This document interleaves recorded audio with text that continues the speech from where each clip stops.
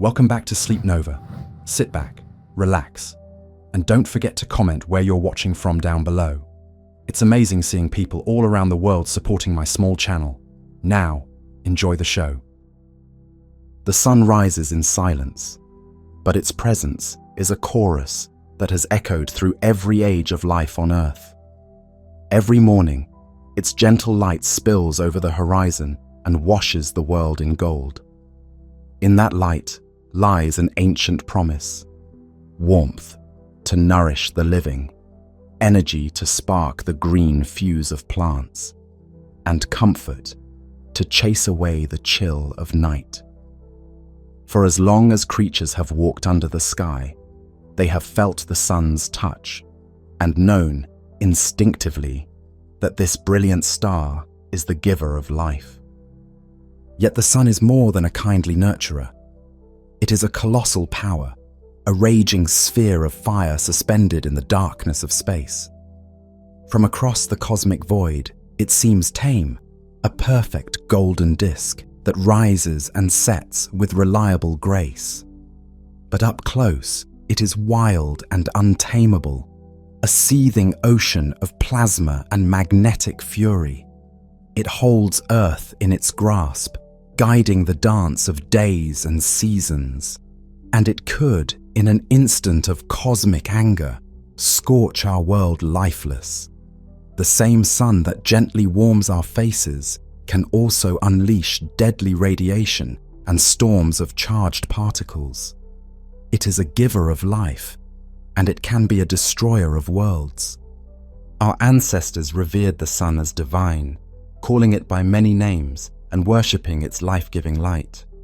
They built great stone circles and temples aligned to its rising, celebrated when it climbed high in summer, and feared its waning in winter.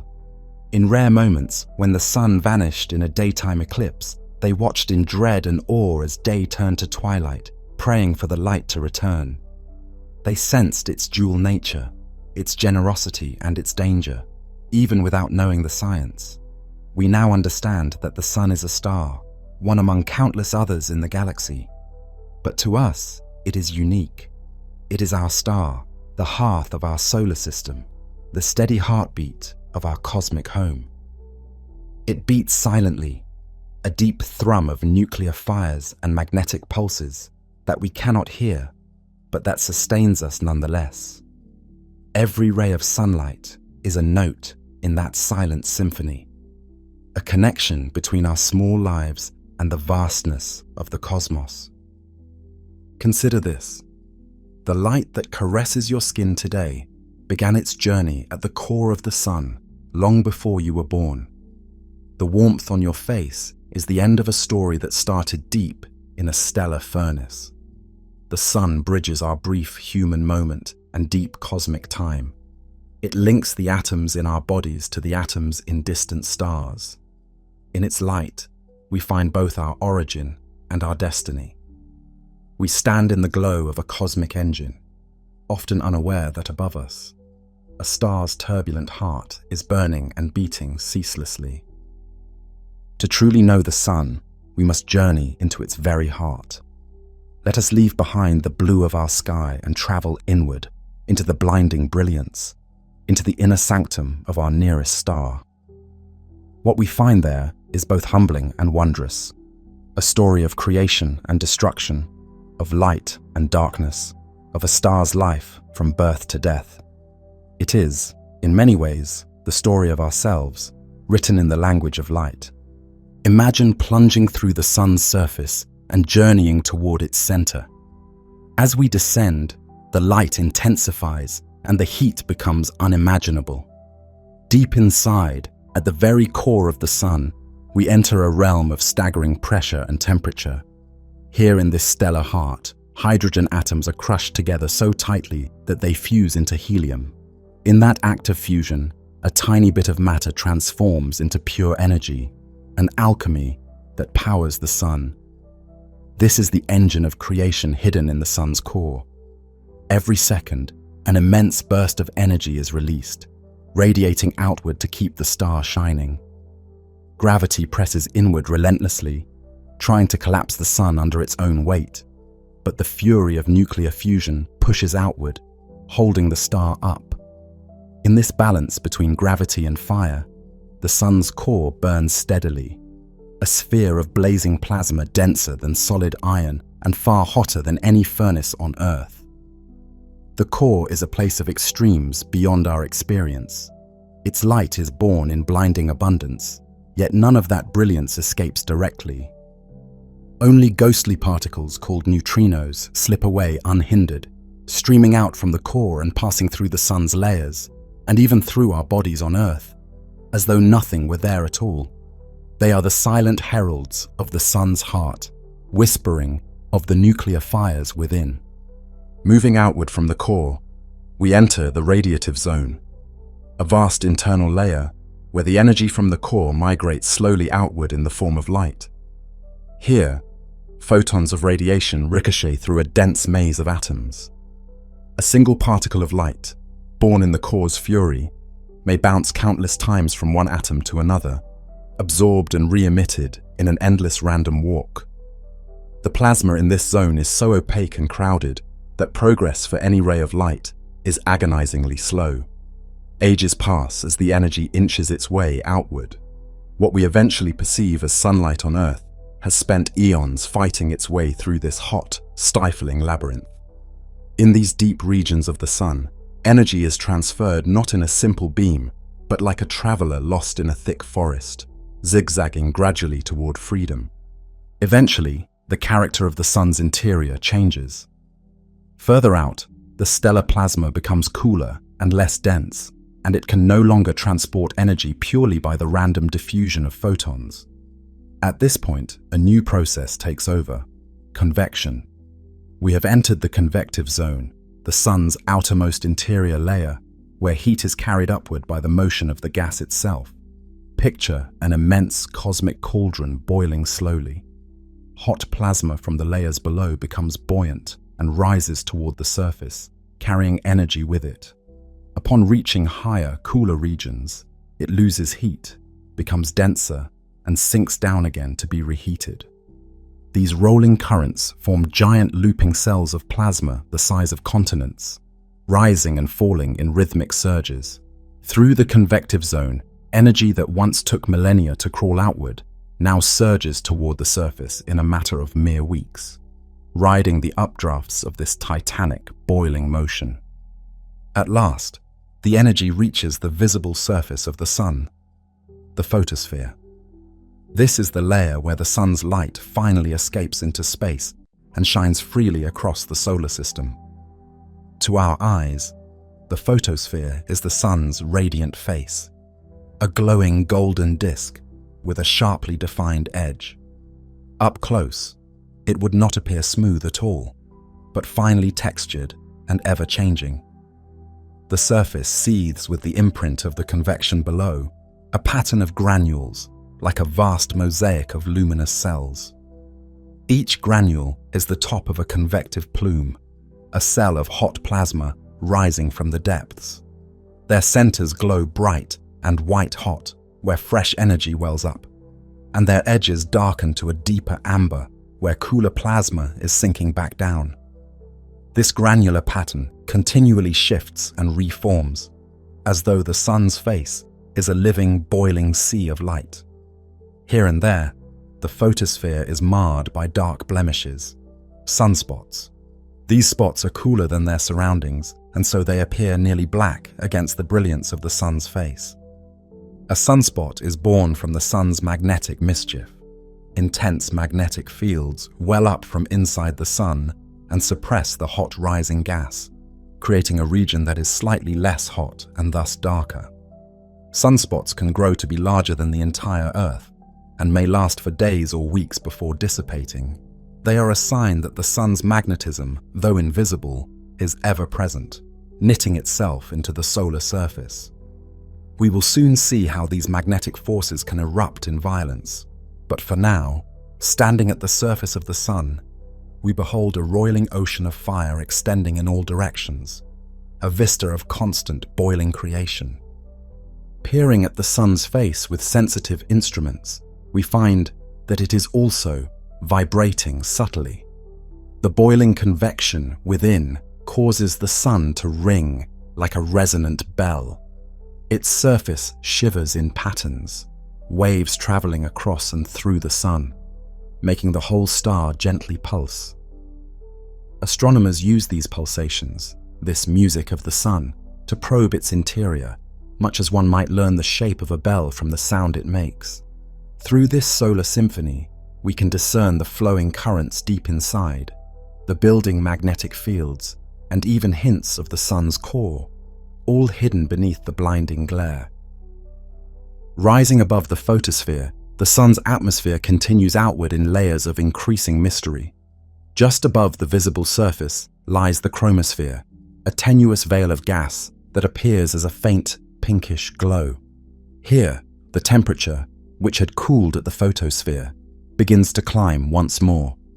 The chromosphere is like the sun's shimmering halo, visible clearly only when the bright photosphere is hidden during a solar eclipse.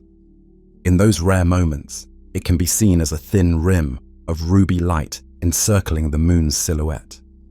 Within the chromosphere, slender jets of plasma, called spicules, continually shoot upward, each one ephemeral and short-lived, lasting only minutes before falling back. The chromosphere is a restless transitional zone, a place where the fury from below meets the stillness of space above, and the solar atmosphere prepares for an abrupt and profound change. Above the chromosphere lies the sun's crown, the corona. Faint and otherworldly, the corona is a vast halo of pearly light that surrounds the sun and stretches far into space. It is breathtakingly beautiful and enigmatic, revealed to human eyes only during a total solar eclipse, or through specialized telescopes that block the sun's glare. In those brief eclipse moments, when daytime twilight descends and the moon hides the sun's brilliance, the corona appears as a pale, white aura, etched with luminous streamers and delicate filaments extending in all directions. But the corona is not merely a spectacle of light. It is a furnace in its own right, one far hotter than the sun's surface below. While the sun's photosphere is blisteringly hot, the corona above is unimaginably hotter, a puzzling reversal of what one might intuitively expect. In this outermost layer, the sun's magnetic field rules supreme, shaping the thin gases into graceful loops and arching structures. Great magnetic arches rise high above the sun, filled with incandescent plasma that traces the invisible lines of force. The corona is incredibly thin, its particles so sparse that if you were standing in it, shielded somehow from the heat, you might not even notice the few atoms brushing by. And yet, despite its tenuousness, the corona possesses immense energy and reaches temperatures of such magnitude that scientific instruments must strain to record them. Why does the corona burn so fiercely? It remains one of the sun's lingering mysteries. Perhaps the sun's tangled magnetic fields thrash and snap, heating the gas in a myriad of tiny explosions, or waves of energy ripple outward from the sun's surface, dumping heat into the corona. Whatever the cause, the sun's crown glows with an ethereal fire that science is still striving to fully understand, a reminder that even our well-known star holds secrets at its heights. At the edge of the corona, the sun begins to fade into the darkness of space. There is no sharp boundary where the star ends. Its atmosphere simply thins into the void. Here, the corona gives birth to the solar wind, a ceaseless stream of charged particles, electrons and protons, that flows outward in all directions. The sun, in effect, is always breathing out. Its breath is the solar wind, and it carries a piece of the sun's essence out to the farthest planets and beyond. The gravity that so overwhelmingly confines the core cannot hold these fast, lightweight particles of the corona. They race outward along open magnetic lines, escaping the sun's grip. The solar wind is, in a sense, the sun's extended atmosphere flowing freely into space, filling the solar system like an invisible, ever-expanding bubble.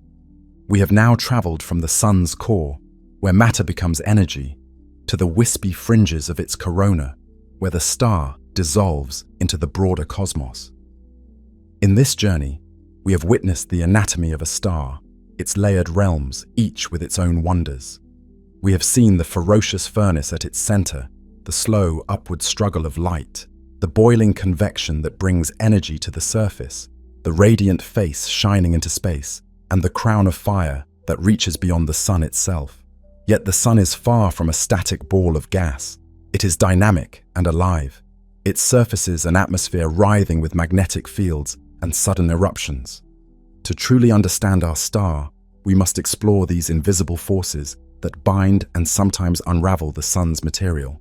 We must watch as the sun's calm radiance is punctuated by storms, blazing flares, erupting prominences, and billowing clouds of plasma that can span millions of miles. It is time to examine the sun's magnetic heart and the space weather it breathes into the solar system. Beneath the sun's bright face lies an unseen web of forces that drives its most dramatic behavior. The sun is a giant magnetic dynamo. As it spins on its axis and its plasma churns, it generates magnetic fields that thread through its interior and arch out into space.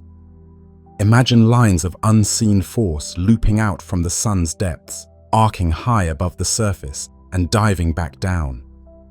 These magnetic field lines become twisted and tangled by the sun's constant turning and boiling.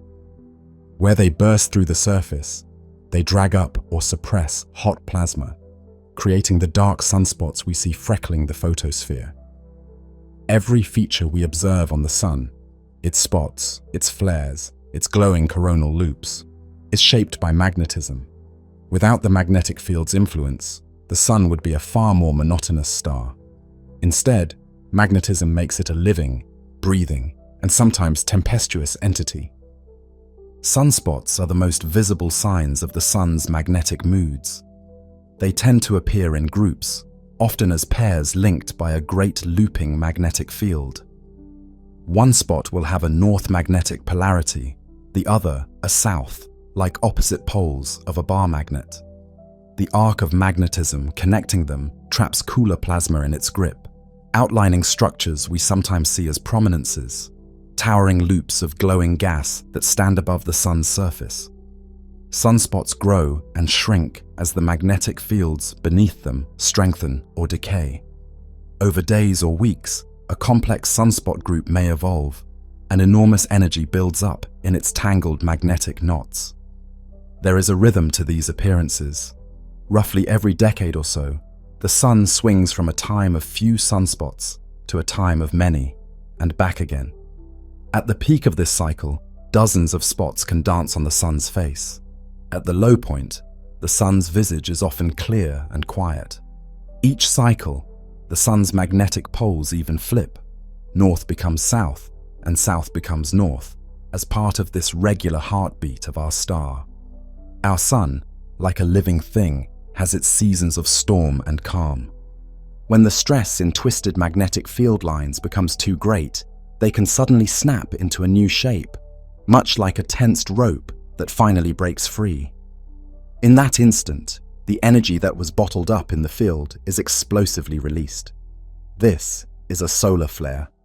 On the sun's surface, a flare is a blinding flash of brightness, a sudden blaze of radiation across the spectrum. It is as if a patch of the sun's surface has detonated with the power of countless nuclear bombs. In minutes, a flare unleashes a torrent of X-rays and charged particles into space. If the Earth lies in its path, these emissions race toward us at light speed, arriving just minutes after the flare erupts. Our planet's upper atmosphere suddenly swells with energy. Radio communications can crackle and fade as the ionosphere, the atmosphere's charged upper layer, is pummeled by the onslaught, and astronauts in orbit might hastily seek shelter from a burst of radiation that moments before was not even known to exist. Flares are often accompanied by an even more massive eruption, the coronal mass ejection, or CME. Where a flare is a flash of light and high-speed particles, a CME is a giant cloud of solar plasma hurled out from the sun. When a particularly complex magnetic loop in the corona destabilizes, it can fling away a chunk of the sun's outer atmosphere entirely. Imagine a colossal bubble of electrified gas, more massive than all of Earth's oceans combined, suddenly launched into space and expanding as it races outward. A coronal mass ejection can contain an astonishing amount of matter and energy, an immense, billowing stormfront in the emptiness of space. If one of these solar tsunamis is aimed toward Earth, we will know it soon enough. Within a day or two of the eruption, the wave of solar particles reaches our planet. Earth's magnetic field recoils and reverberates from the impact, like a bell struck by a hammer. We call this disturbance a geomagnetic storm. When a geomagnetic storm engulfs Earth, the results can be both beautiful and dangerous. Under the night skies at high latitudes, ghostly lights burst forth. Auroras, the northern and southern lights. Normally, auroras are confined to the polar regions, tracing the shape of Earth's magnetic field as it directs the sun's particles toward the poles. But during a strong solar storm, auroras can be seen much farther from their usual homes, painting the skies in eerie greens, purples, and reds over a vast swath of the world. Imagine waking in the tropics to find the night sky alive with rippling curtains of light. Such an astonishing sight has indeed occurred when the sun lets loose one of its great storms. In ages past, people who witnessed auroras far from the poles were often terrified. They saw in them dragons or celestial armies, believing the heavens were aflame with omens. To ancient peoples, these luminous dances in the sky must have been both wondrous and terrifying. Even today, knowing their true cause, one cannot watch the aurora's shimmering display without a feeling of reverence for the forces at play. Yet along with this beauty comes disruption. The same geomagnetic tempest that sets the skies aglow can wreak havoc on our modern technology. The barrage of charged particles and the distortion of Earth's magnetic field can induce surges of electric current in long conductors here on the ground. In our age of wires and wireless signals, a strong solar outburst can interfere with radio transmissions, scramble GPS navigation, damage satellite electronics, and even overload power grids, plunging cities into darkness. Over a century ago, a monumental solar storm made telegraph lines spark and catch fire. Telegraph operators found they could disconnect their batteries and still send messages. So powerful were the electrical currents coursing through the wires. If a storm of that magnitude struck today, satellites might be knocked offline, and extensive blackouts could occur. For all our technological might, we remain passengers in the sun's domain, subject to its occasional fits of violence. This turbulent interplay of solar magnetism and its effects on Earth and the planets is what we call space weather. Like weather in Earth's atmosphere, it has calm days and tempestuous days. The sun's magnetic field is ever shifting, and as it does, it breathes out gusts and squalls into the solar system. Most of the time, the solar wind blowing past Earth is a gentle breeze, and our planet's magnetic field shrugs it off with little fanfare. But when the sun erupts, the space around Earth becomes a stormy sea. A surge of charged particles and magnetic disturbances crashes against our planet's defenses, and near-Earth space itself reacts in kind. Auroras lighting up, satellites feeling the shock, currents coursing through the ground below, where all seems quiet. Fortunately, Earth has a sturdy shield. Our planet's magnetic field envelops us, carving out a protective bubble that the solar wind must flow around. This magnetosphere diverts most of the charged solar particles, allowing only a portion to funnel down toward the poles. In the clash of sun and Earth, the auroras are the glowing traces of our magnetic shield intercepting the solar storm, a testament to the protection it offers. Planets without a significant magnetic field, like Mars, have no such guard. Over eons, the sun's relentless particles stripped away much of Mars's atmosphere, leaving it a cold, arid world. In that fate, we see mirrored the dual nature of our sun, the gentle provider that sustained life on Earth, and the relentless force that can erode a planet's very sky. It nourished Earth with light and warmth, while its winds slowly wore Mars down. Magnetism is the hidden architect of the sun's behavior, from the steady cycle of sunspots to the wild drama of flares and auroras.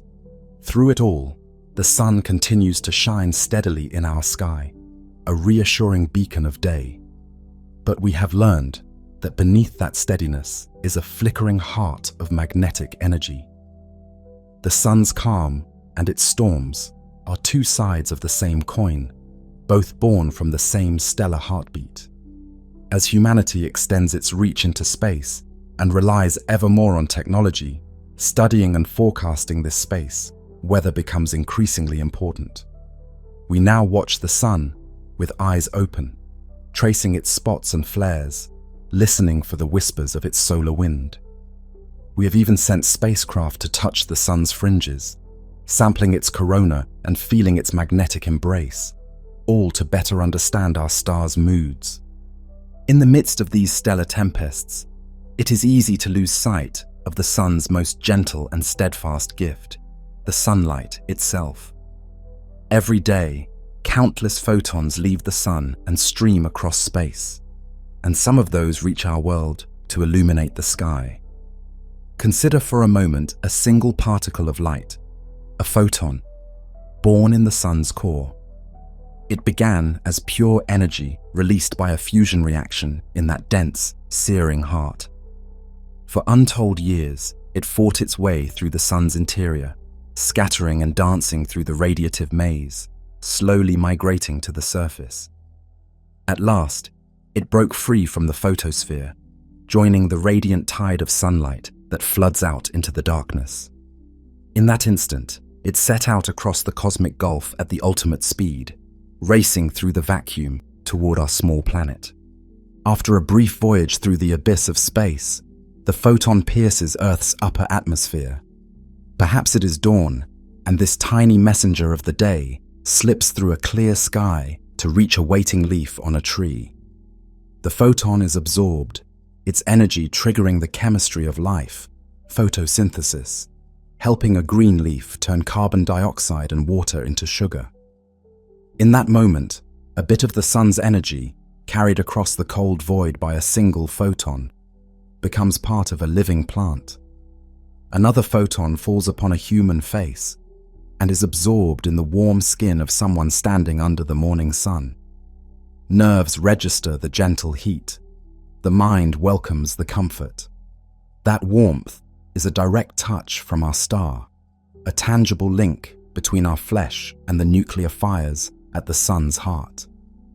Every ray of daylight that we see, every soft beam reflected by the moon at night, began in the sun's core long ago.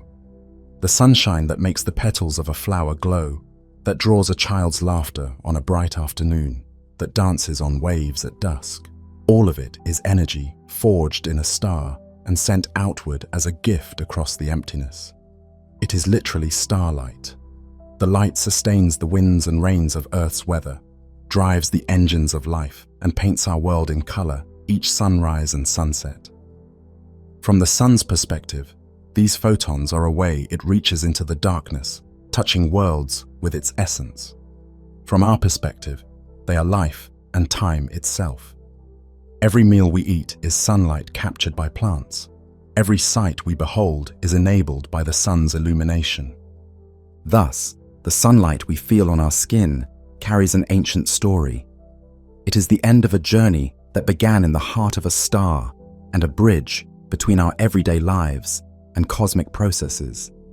In that golden glow, the tumult of the sun's interior and the fury of its storms are gentled into a nurturing radiance that gives life rather than takes it. We are, in every sense, bathing in the light of a star. To stand in the sunshine is to be touched by the cosmos, to be warmed by a process that has been ongoing for eons. The next time you see dust motes dancing in a sunbeam or feel the sun's warmth on your face, remember that you are feeling the afterglow of a journey that spanned the depths of space and countless years, a journey from the core of a star to the core of your being. Beyond the orbit of Earth, the sun's influence continues in a quieter but no less significant form. The solar wind that billows out from the corona fills the solar system with a tenuous, invisible presence. Space is not truly empty. It is filled with the sun's breath. This stream of charged particles flows outward past all the planets, carrying with it a stretched-out imprint of the sun's magnetic field. It's as if the sun, through its wind, reaches out to touch each world in its orbit, linking them in a web of invisible threads. As the solar wind encounters each planet, the effects depend on whether the planet is protected by its own magnetic field or left exposed. We've seen how Earth's magnetic bubble deflects the wind, diverting the charged particles around us. Jupiter and the other giant planets have formidable magnetic fields that carve out even larger sanctuaries in the solar wind. When the solar wind presses against these magnetic bubbles, it sparks auroras at their poles too. Jupiter's polar skies glow with curtains of light far more intense than Earth's, and even Saturn wears ethereal rings of auroral light. On worlds like Mercury or our Moon, which have little or no magnetic shielding, the solar wind slams directly into the surface. It can embed particles in the soil and slowly sputter away atoms into space. Mars, with only patchy magnetic fields and a thin atmosphere, has its skies occasionally set aglow by diffuse auroras, a reminder that even without a strong magnetosphere, the solar wind still makes its presence known.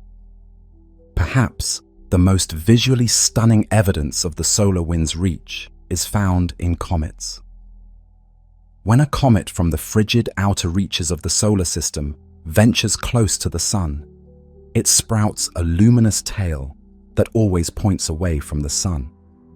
This is because the solar wind, along with the gentle pressure of sunlight, is pushing material off the comet's nucleus and sweeping it into a tail that streams far into space.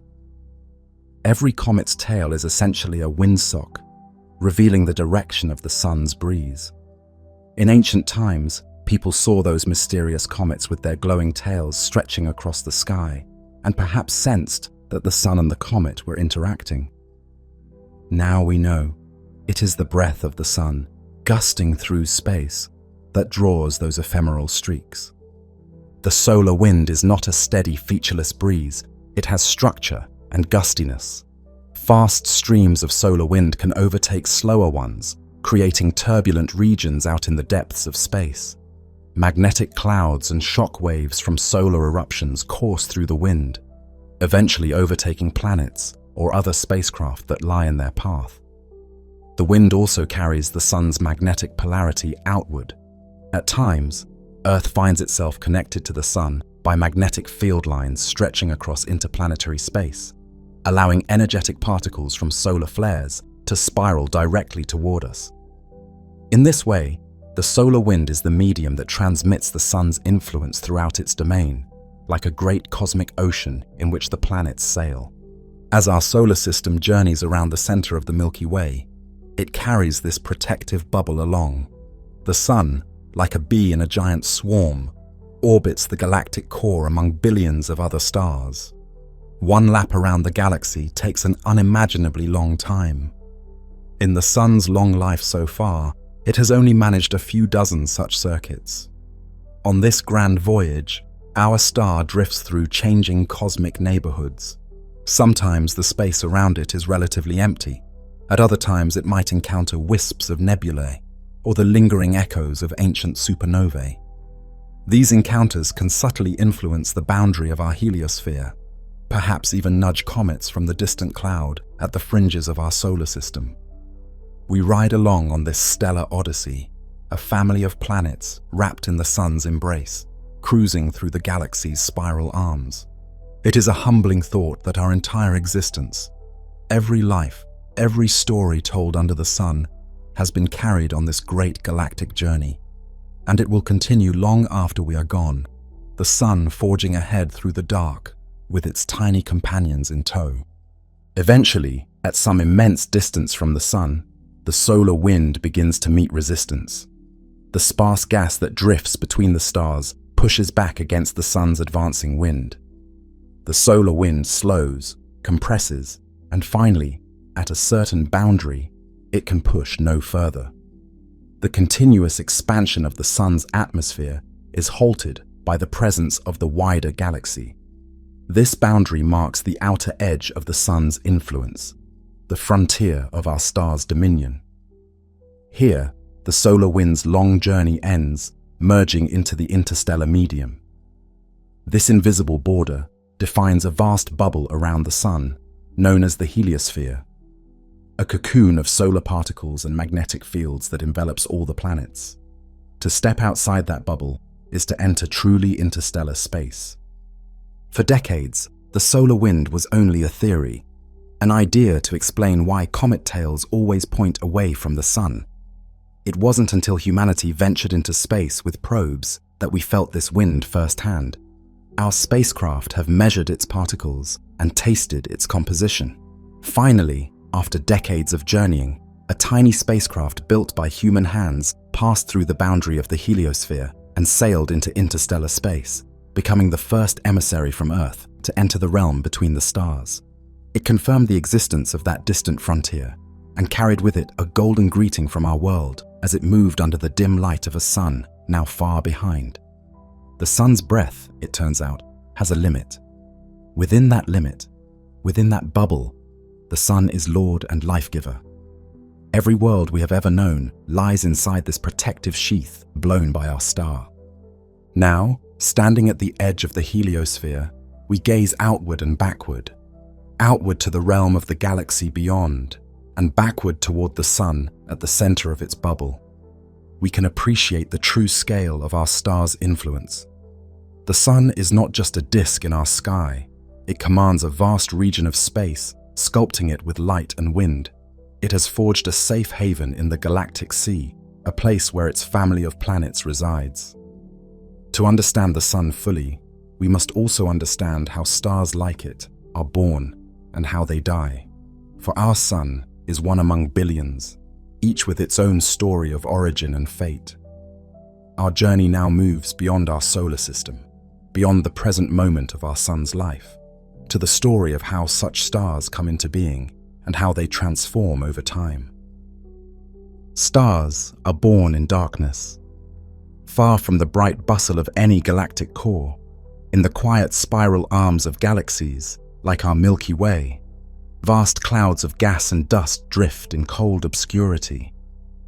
These are the stellar nurseries, enormous nebulae stretching across light years of space, rich in hydrogen and sprinkled with heavier elements forged in ancient supernovae. Within these great clouds, gravity works patiently and silently. A slight densification, perhaps triggered by the shockwave of a distant exploding star or the brushing encounter of two clouds, begins to draw matter toward its center. As the gas compresses, it heats up and starts to glow faintly. What was once invisible in the darkness becomes a warm ember hidden inside a cocoon of dust. This is the birth of a star, or rather, the first whisper of a star yet to be. As the cloud fragment collapses under its own weight, it often breaks into smaller pieces, each destined to form a star, or even a small cluster of stars. In each fragment, matter spirals inward, and as it falls, it begins to spin faster, like a twirling ice skater pulling in her arms. A flattened disk of gas and dust forms around the growing central mass, whirling like a carousel. At the center of each collapsing fragment, a protostar, a baby star, is taking shape. It is not yet a true star, for it has not begun nuclear fusion, but it shines with the heat of its gravitational contraction. We can imagine it as a glowing orb buried deep within a dusty womb. If we could pull back the veil of dust and look inside, we would see a scene both serene and violent.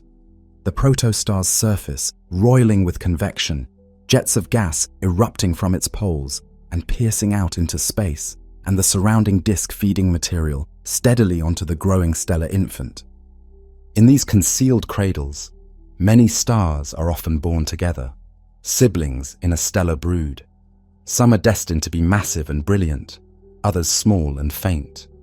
For a brief time, the protostar continues to gather mass. The infalling gas rains down mostly onto the disk, which then funnels onto the star. The star grows, and the pressure and temperature at its center climb ever higher.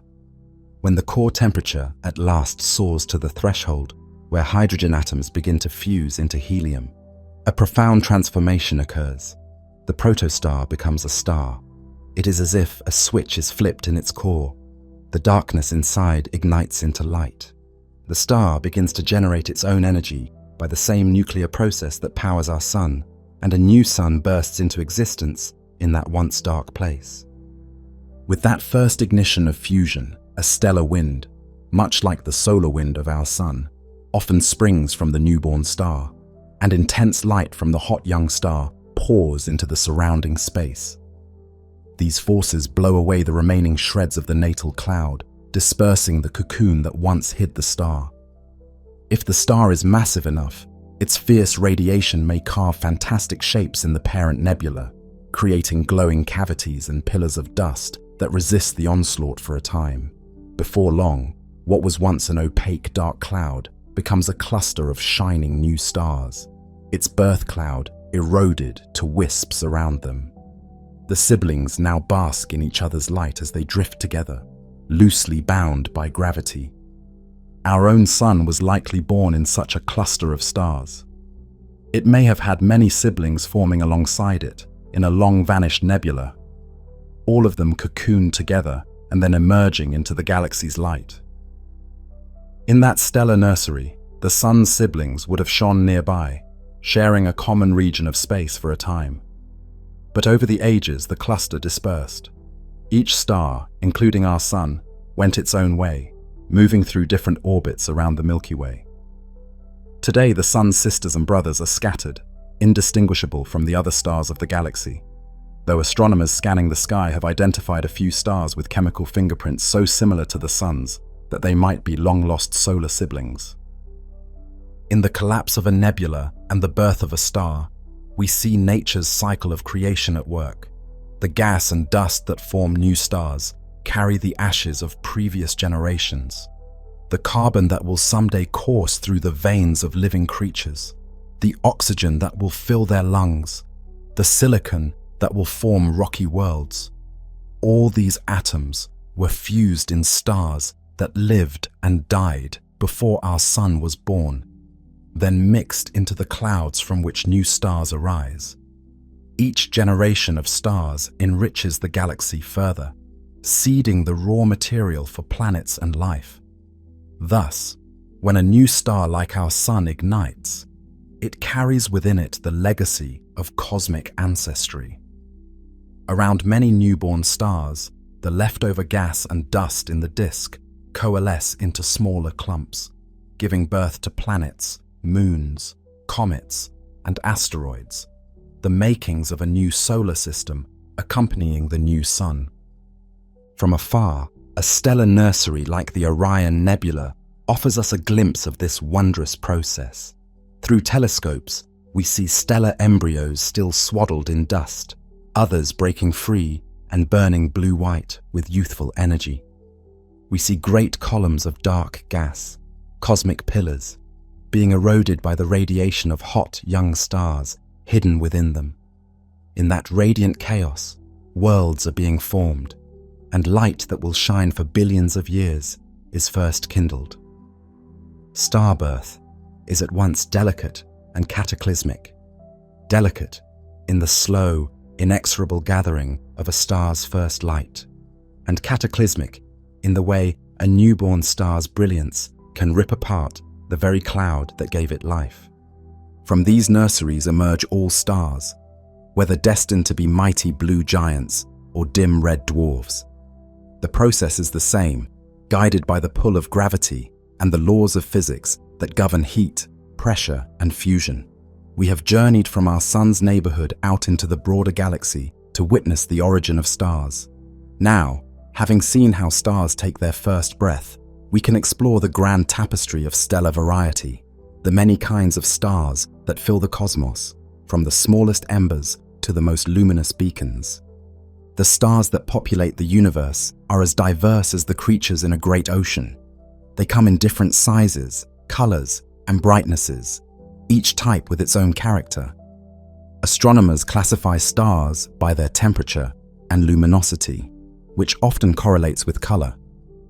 Just as iron glowing in a blacksmith's forge changes from dull red to orange to white hot as it gets hotter, a star's color tells us its heat. The coolest stars are deep red, smoldering with a subdued cherry glow. Hotter stars shine in yellow and white hues. The very hottest stars blaze with blue-white brilliance, their surfaces incredibly hot. The smallest true stars in the cosmos are the red dwarfs. These diminutive stars contain only a small fraction of the sun's mass and glow feebly, often with a light so faint that none are visible to the naked eye from Earth, despite being the most numerous stars in the galaxy. A red dwarf is usually much smaller and cooler than our sun, giving off a ruddy light.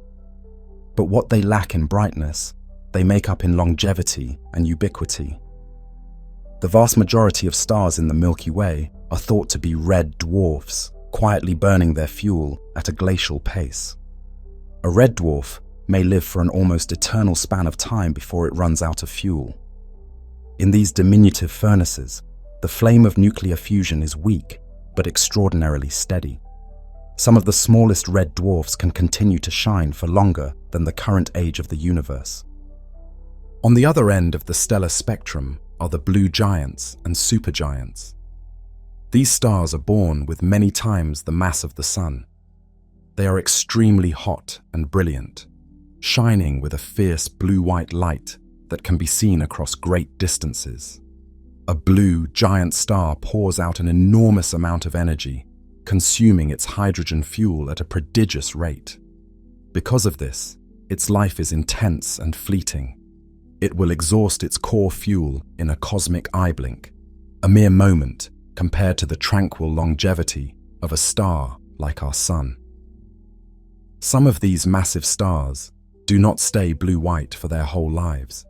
As they age, they swell and cool, turning into red supergiants that can be truly colossal in size, their bloated atmospheres expanding outward to stupendous dimensions. Imagine a star so large that, were it placed where our sun is, it would extend beyond the orbit of Earth and well into the realm of Mars. These red supergiants glow with a cooler, reddish light, but they are tremendously luminous due to their sheer size. They are rare and splendid beacons in galaxies, heralds of impending cosmic change, for they live fast and die spectacularly. Between these extremes lies a rich variety of stars. There are orange dwarfs, slightly smaller and cooler than the sun. There are white stars, somewhat hotter and more massive than the sun. And there are stars like our own, yellow-white and medium-sized, often called main sequence stars or dwarf stars by astronomers. Our sun, in fact, is considered a dwarf star in this sense, not because it is especially small, it is larger and more massive than most stars, but because it is in the prime of its life, steadily fusing hydrogen in its core. It hasn't yet bloomed into a giant. In terms of mass and brightness, the sun is fairly average, but because the faint red dwarfs are so inconspicuous to our eyes, most of the individual stars that dazzle us in the night sky are actually more luminous than our sun. Many of the bright stars we see at night are larger, hotter, or more energetic than the sun, which is why they stand out from afar. Meanwhile, countless dim red stars nearer to us go unnoticed without a telescope. Stellar classification also includes exotic categories. There are the supergiants we mentioned, both blue and red, which are essentially stars on steroids, far larger and more luminous than ordinary stars. And there are stars at the very brink of not being stars at all, the brown dwarfs, sometimes nicknamed failed stars. These objects form in the manner of stars but do not accumulate enough mass to ignite sustained hydrogen fusion in their cores. A brown dwarf glows faintly with leftover heat from its formation, and perhaps with brief flashes of fusion of heavier forms of hydrogen, but it gradually cools and fades, acting more like a giant planet than a true star. Brown dwarfs fill the gap between the largest planets and the smallest red dwarfs, and they add to the menagerie of objects in the galaxy. Nature produces stars in a continuum of masses and sizes, from tiny red embers that burn for practically eternity to stellar titans that blaze with incredible intensity and then perish in the blink of an eye. Each type of star has its own destiny. A star's mass, set at birth, is the key that unlocks the rest of its life story. With a high mass comes a glorious but short-lived existence as a giant, likely ending in a dramatic explosion. With a low mass comes a long, steady burn and a quiet retirement. Having surveyed the variety of stars, the small, the medium, the great, we can now follow one typical star, perhaps not unlike our sun, through the stages of its life, from its youthful radiance to its final farewell. Let us trace the fate of a star much like our sun, now that it has burned in the heavens for eons. For a long time, such a star shines steadily, fusing hydrogen into helium in its core and bathing any nearby worlds in stable light. But the fuel at its center is finite. Eventually, after many billions of years of shining, the hydrogen in the core dwindles. The balance that sustained the star for so long begins to tip. With less fusion to support it, the core of the star starts to contract under its own gravity. As it contracts, it heats up, much as a bicycle pump grows warm when you compress the air inside. This extra heat flows into the shell of hydrogen that surrounds the inert core, a shell that still has hydrogen left to burn. And then something dramatic happens. Hydrogen in this outer shell, now at extreme temperatures thanks to the contracting core beneath, ignites in fusion. The sudden onset of shell burning causes the star's outer layers to push outward. The star swells enormously in size, turning into what we call a red giant. Its surface cools as it expands, shifting from yellow-white to orange-red. But the star's interior becomes hotter than ever, and its luminosity soars due to its sheer size. Our once modest sun-like star becomes a bloated colossus. In this red giant phase, the star's radius can grow far larger than it was in its youth.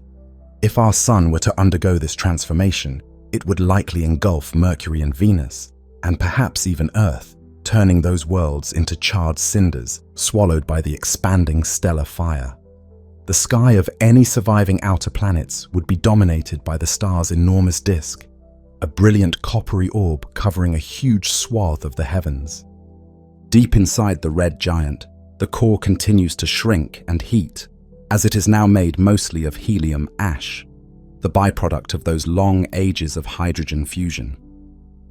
When the core grows hot enough, a new kind of fusion begins. Helium atoms start fusing together to form carbon and some oxygen. Our star, which was facing death, finds a second wind.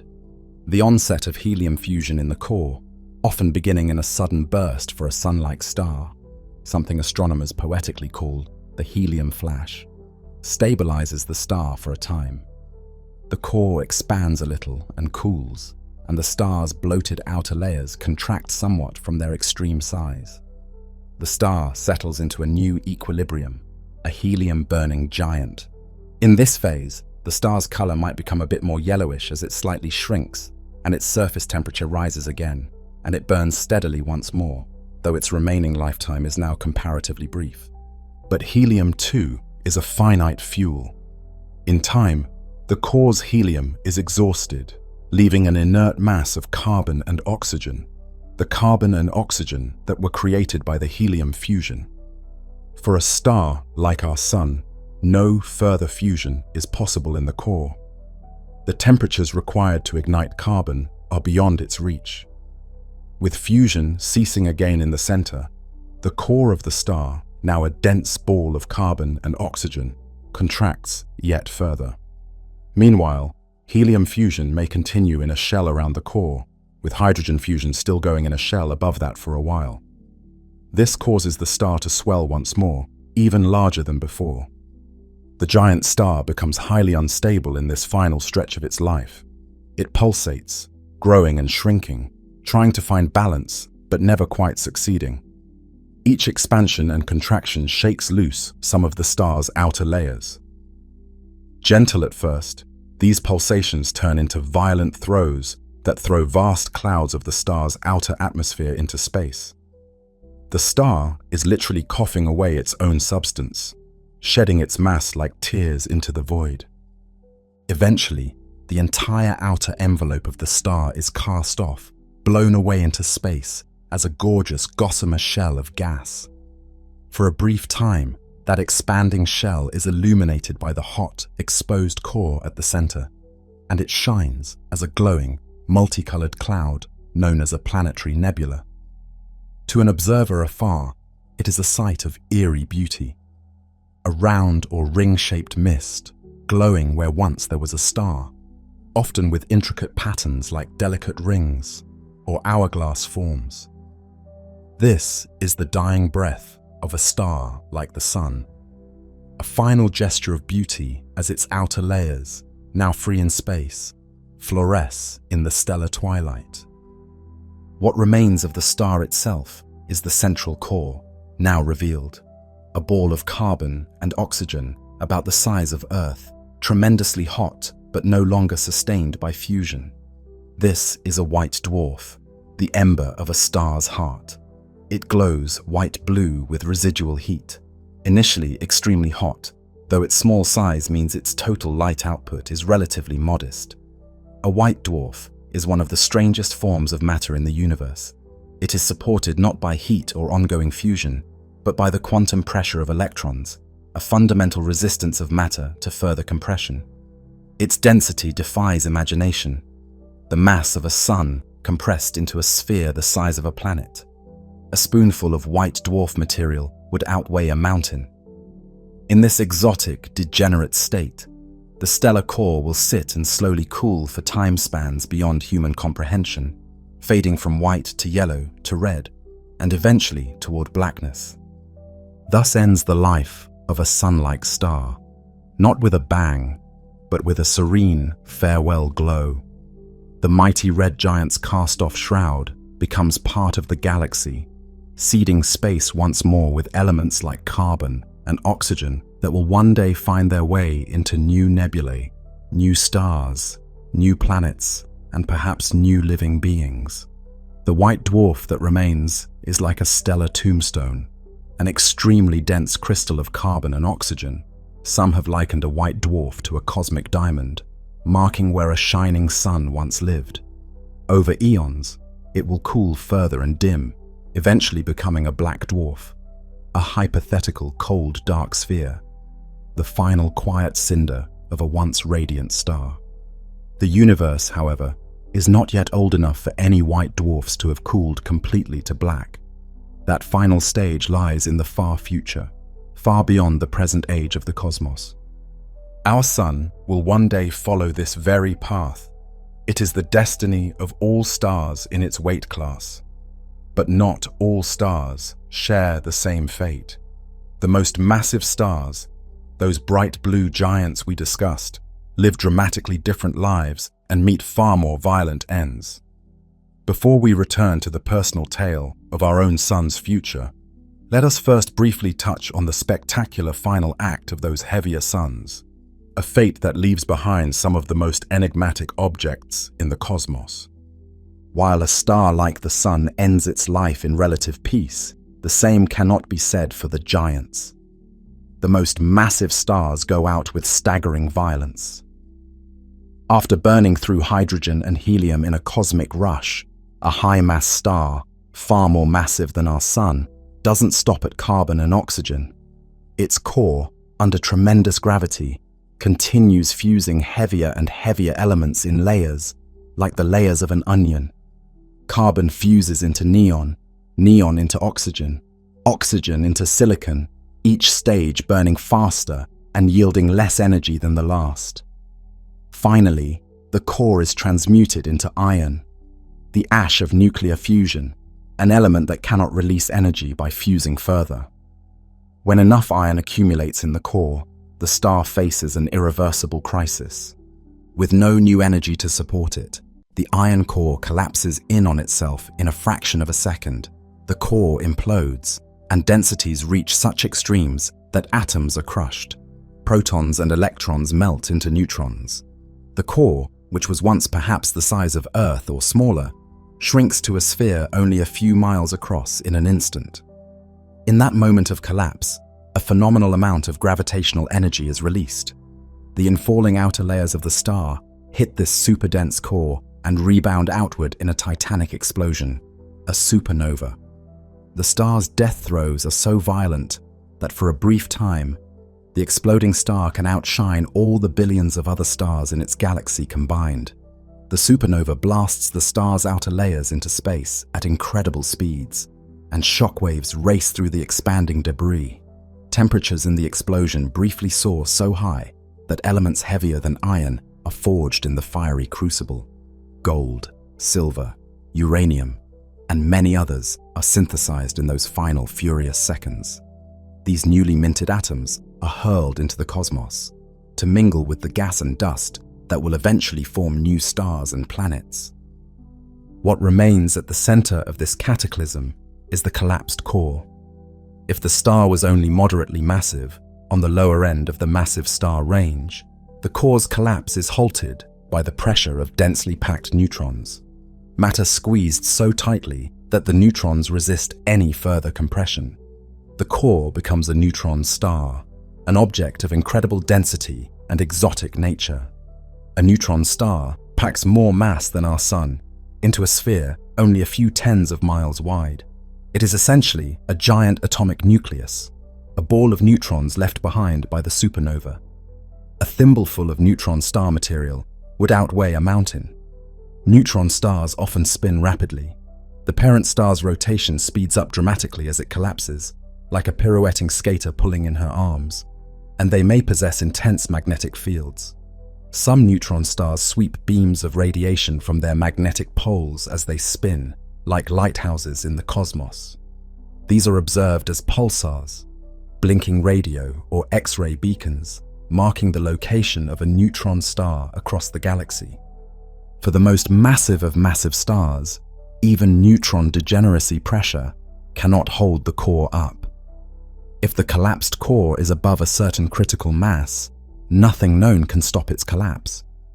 It continues to shrink until it essentially vanishes from view, forming a black hole. In that case, the stellar remnant has crushed itself into a point of virtually infinite density, enveloped by a region of space from which nothing can escape.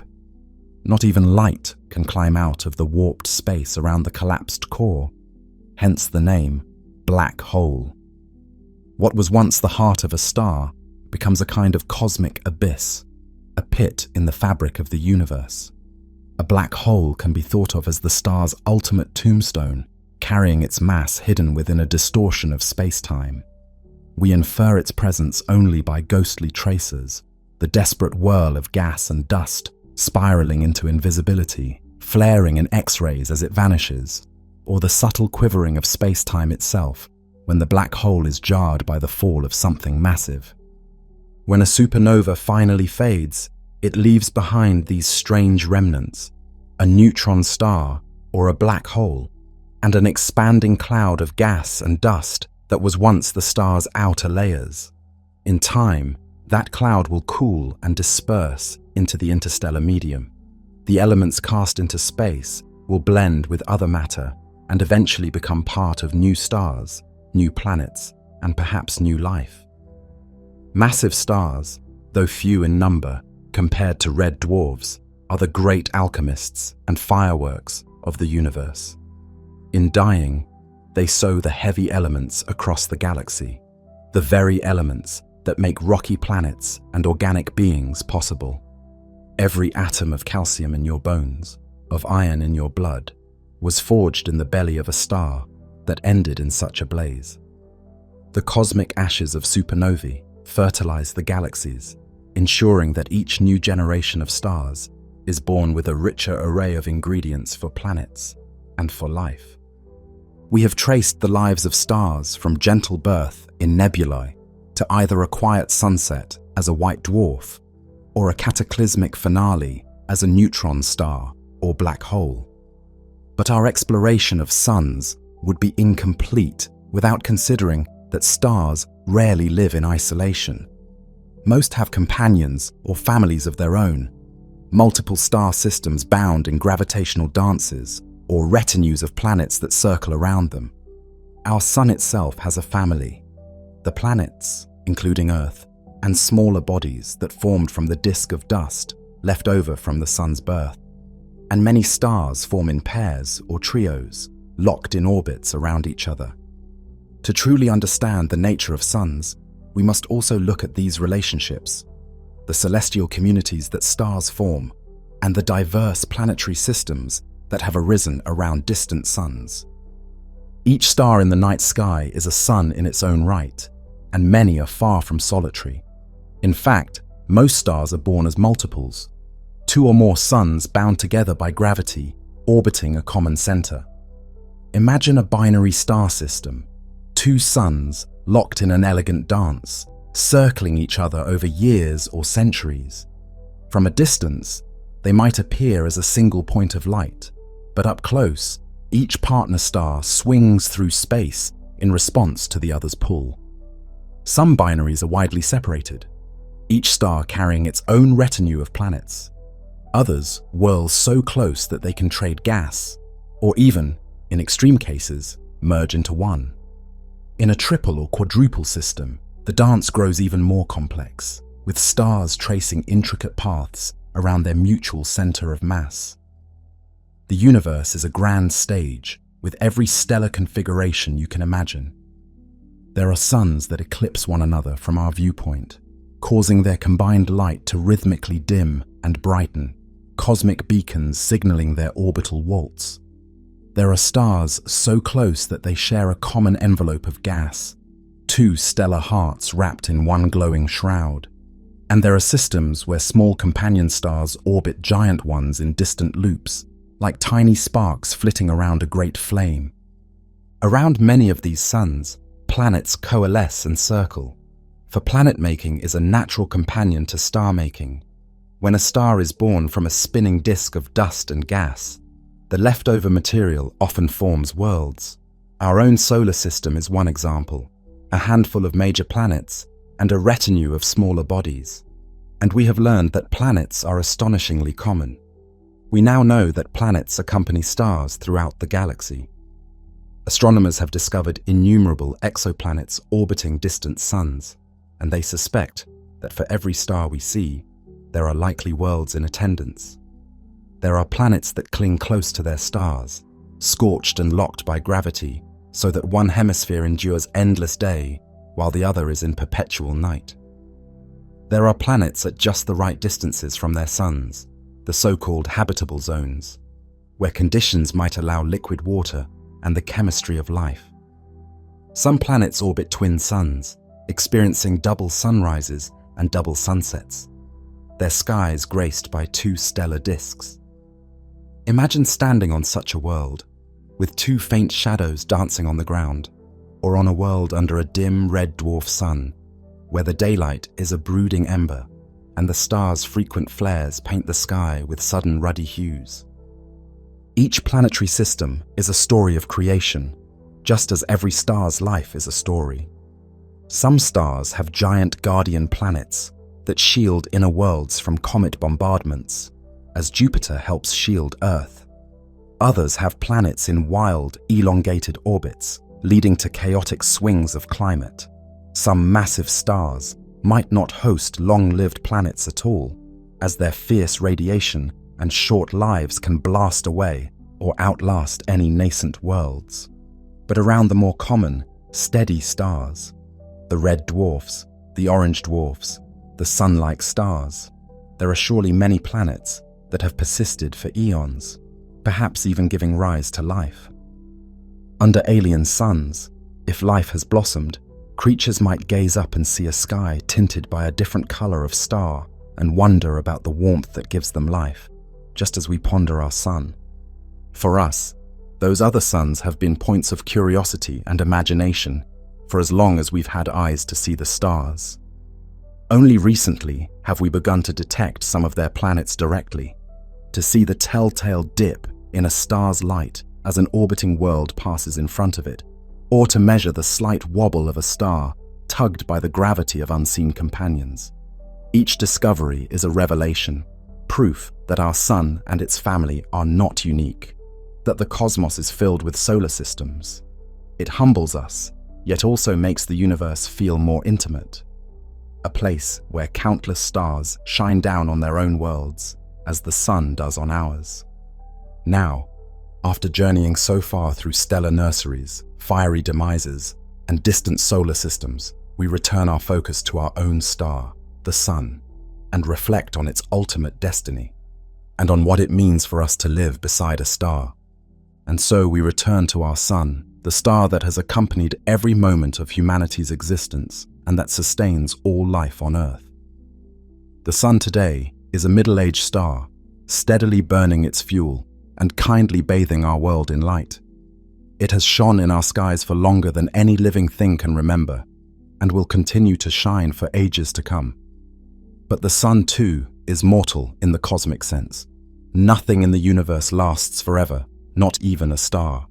In the far future, long after our species and all we know may have turned to dust, the sun will begin to change. When its core can no longer sustain the fusion of hydrogen, it will respond by growing in size and luminosity.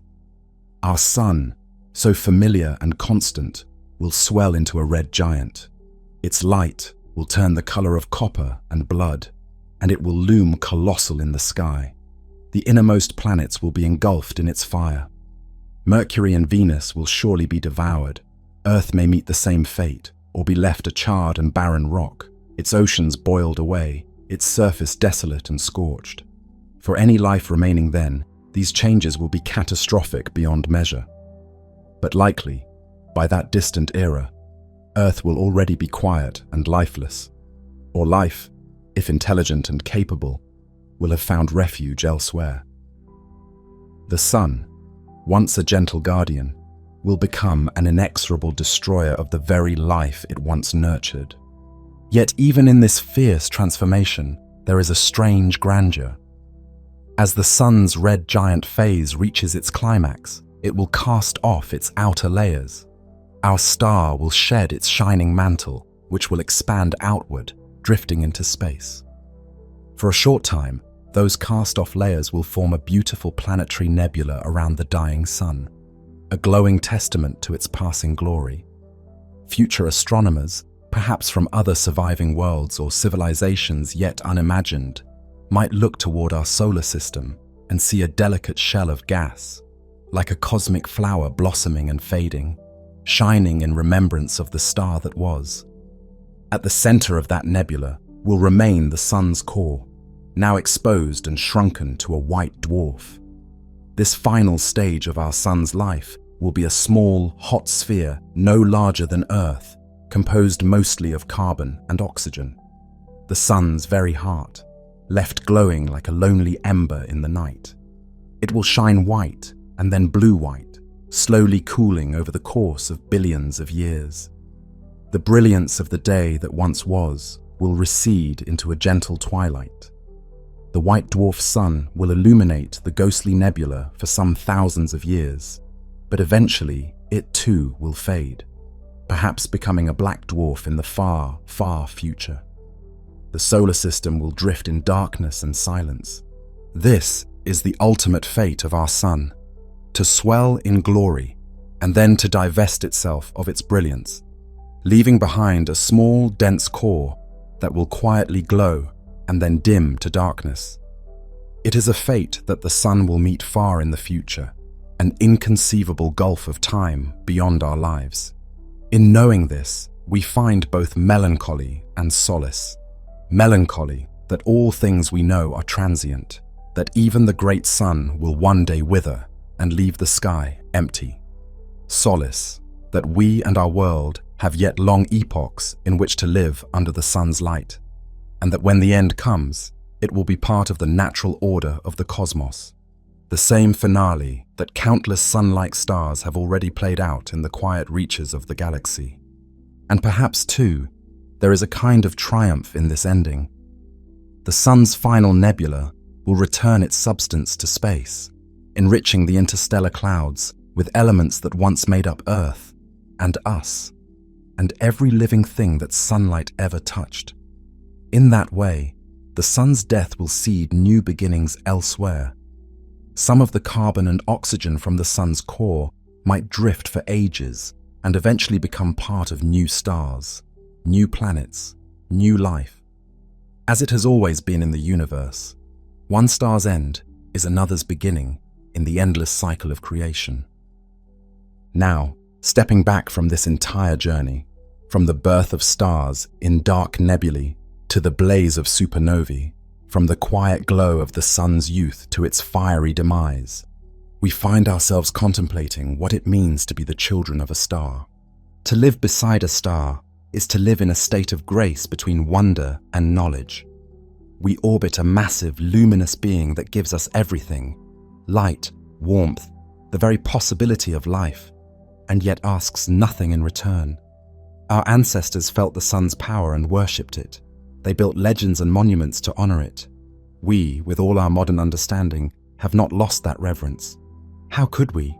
Each dawn when sunlight spills over the horizon, painting the sky in rose and gold, we feel the same awe that ancient watchers felt as the morning star ascended.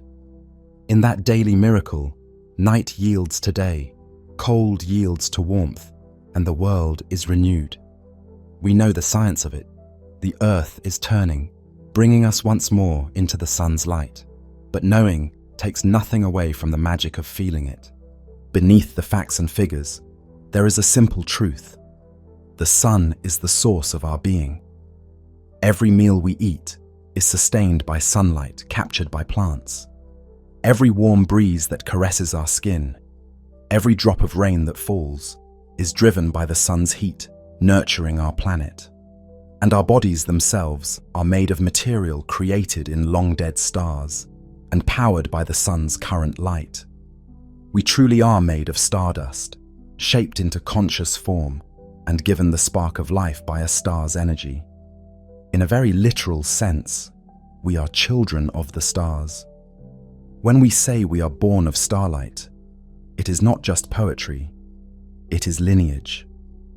The elements in our flesh were brewed in stellar furnaces, and the energy that ignites our living cells is a gift from our sun. Our story and the sun's story are inseparable. Think of the connection. A baby born on a bright morning, crying out with lungs filled for the first time. Those lungs draw in oxygen that a star, billions of years ago, forged in its core and then cast into space. The baby's parents smile in the sunlight that streams through the window. Sunlight that left the sun just moments earlier, having traveled across empty space to fall upon that new face. A chain of events spanning eons and light years has culminated in that ordinary, extraordinary moment. Starlight becomes life. The cycle continues. Standing here on Earth, we look up and see a blue sky by day. But beyond that blue lies the black tapestry of space and the brilliant stars. Our sun is one among many, and though we cannot see those others by day, they are there, distant and shining. At night, when our sun has set, we glimpse the wider cosmos of which our star is a part. We see the Milky Way's misty band, made of uncountable suns, and we realize that our little home orbits just one humble star on the edge of a vast galaxy. The humility of this perspective is profound, yet it does not diminish us. It elevates us. We are part of something immense and beautiful. The stars that speckle the night sky are our cousins. Some may have planets with beings who look up at their own sun and feel the same wonder. In the end, the story of suns is the story of creation itself. It is an ancient tale, told in the language of light and gravity. It began before we were here, and will continue long after we are gone. But for a brief moment, we get to be conscious participants in this grand drama. We get to study the sun, protect ourselves from its tantrums, bask in its warmth, and dream under its light. Our lives, like mayflies, flicker in the daylight of this star. But while we are here, we behold the splendor of the cosmos through the window that our sun's light provides. As we conclude this journey, imagine once more the sun hanging low at dusk. The sky blazes with color, and the shadows grow long. In that sunset is a reflection of the entire epic. Day turning to night as stars appear one by one, the cycle of light and dark that has guided life's rhythm from the beginning. The sun will rise again tomorrow, as it always does, bringing a new day.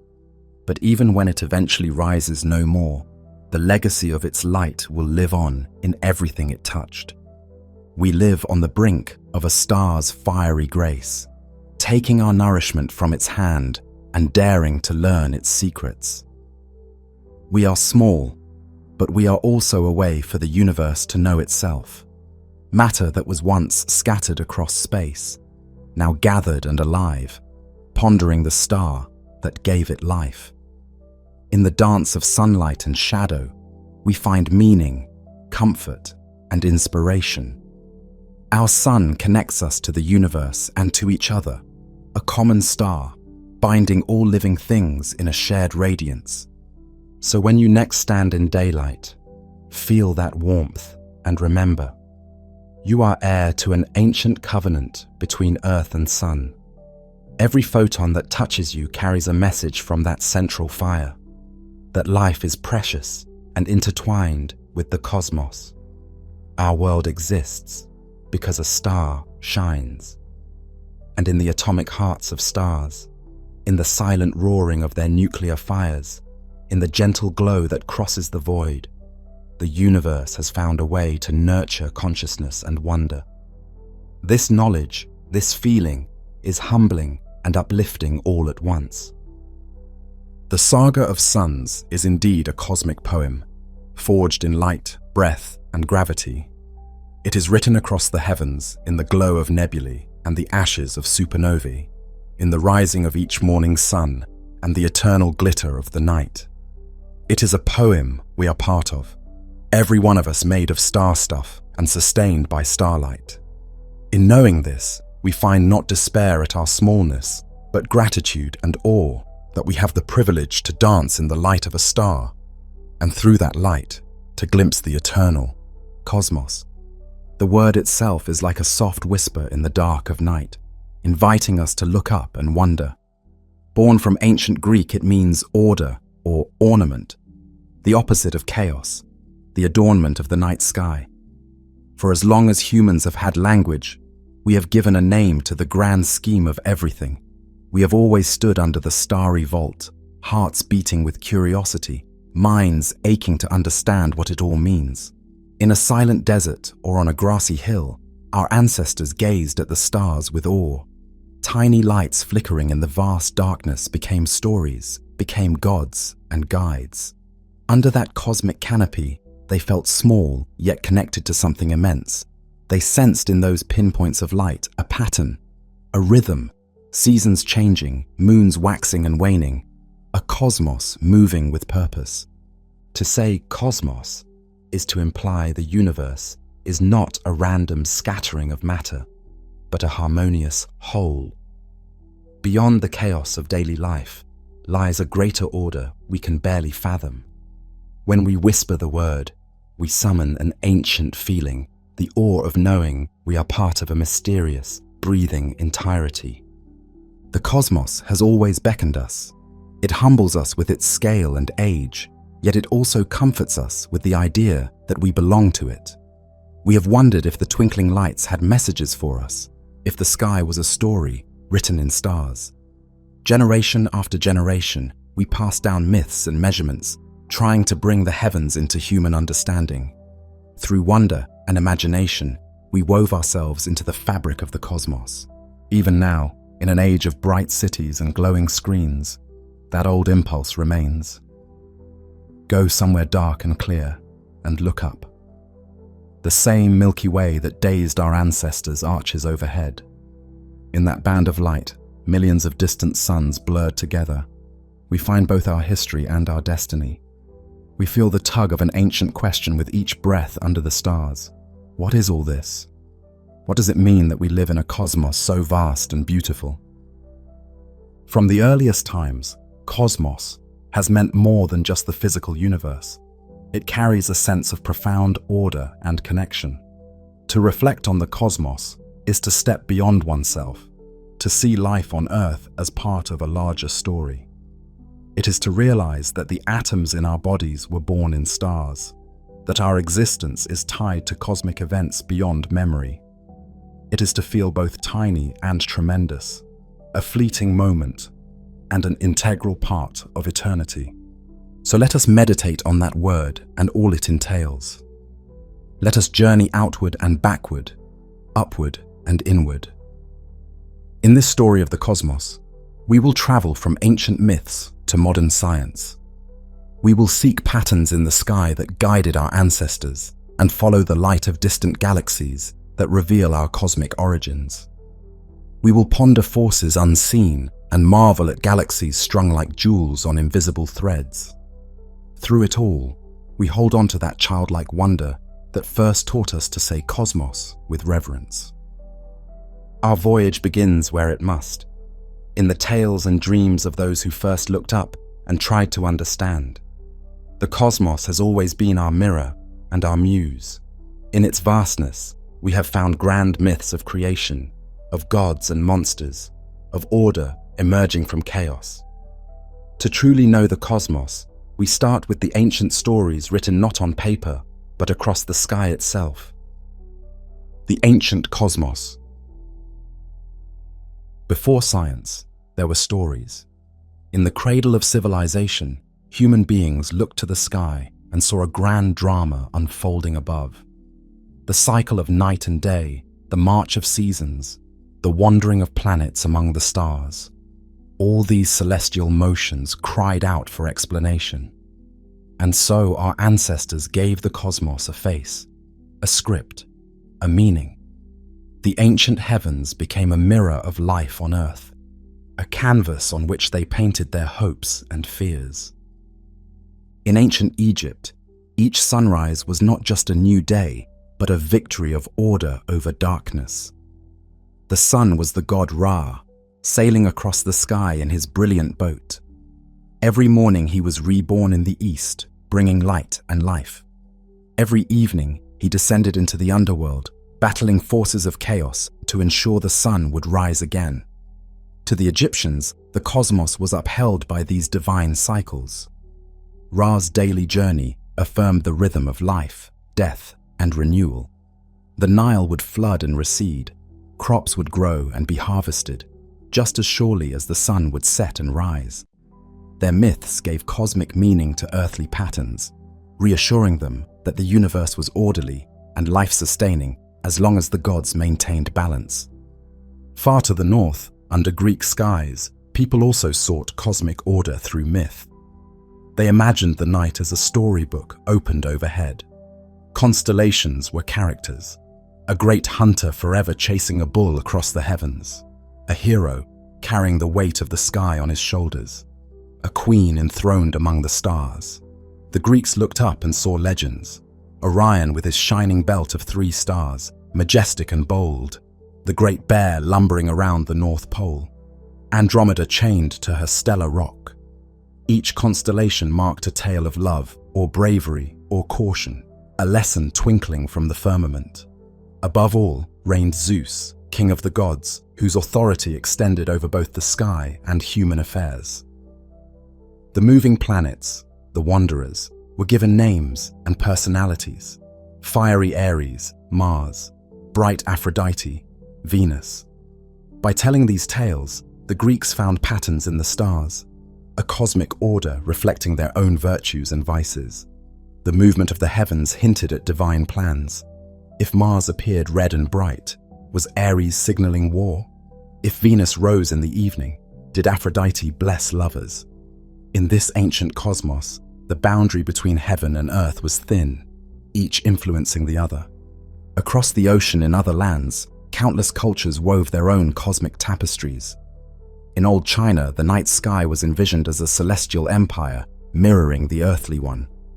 The emperor was said to be the son of heaven, and the stars were arranged into palaces and provinces.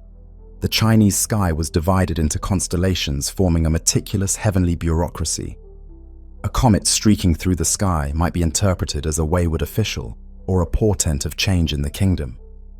An eclipse was not just an astronomical event, but a dragon devouring the sun or moon, a sign that the harmony of the cosmos had been disrupted.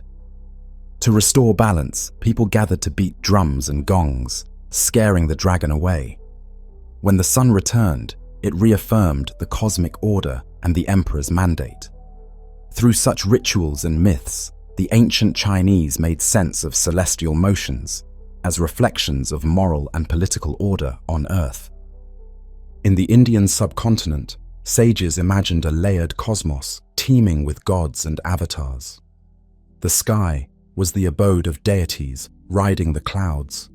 The sun was Surya, a radiant god who drove his chariot across the heavens, pulled by 7 horses, the colors of sunlight. The moon was Chandra, gentle and cool, gliding through the night. The planets were also gods, each with personality and power, collectively called the Navagraha. Indian cosmology spoke of a universe born from a cosmic egg, of endless cycles of creation and dissolution, measured in kalpas, lasting billions of years, staggering spans of time, encoded in myth. Yet these huge cycles tied into everyday life. The positions of planets could influence a person's destiny, the timing of rituals, the fortunes of kings. By observing the heavens, ancient Indians felt they could glimpse the divine rhythm that underpins reality, aligning their lives to the dance of the cosmos. No matter where on Earth, early peoples found ways to map the sky onto their own experience. The Babylonians meticulously tracked the movements of planets and stars and wove them into their myths of gods like Ishtar, Venus, and Marduk, Jupiter. They recorded eclipses and believed in cosmic omens, that a falling star could foretell the fall of a king. The Maya of Central America built observatories to follow the sun and Venus, timing agriculture and ceremonies to celestial cycles. For them, the cosmos was a ceaseless wheel of time, with each era ruled by different gods. Indigenous peoples of North America saw constellations as great hunters and animals, integrating the sky into storytelling and navigation. Every culture found its own cosmic North Star by which to guide human life. These ancient cosmologies differed in detail, but they shared a purpose: to make the vast, unknowable sky intimate and meaningful.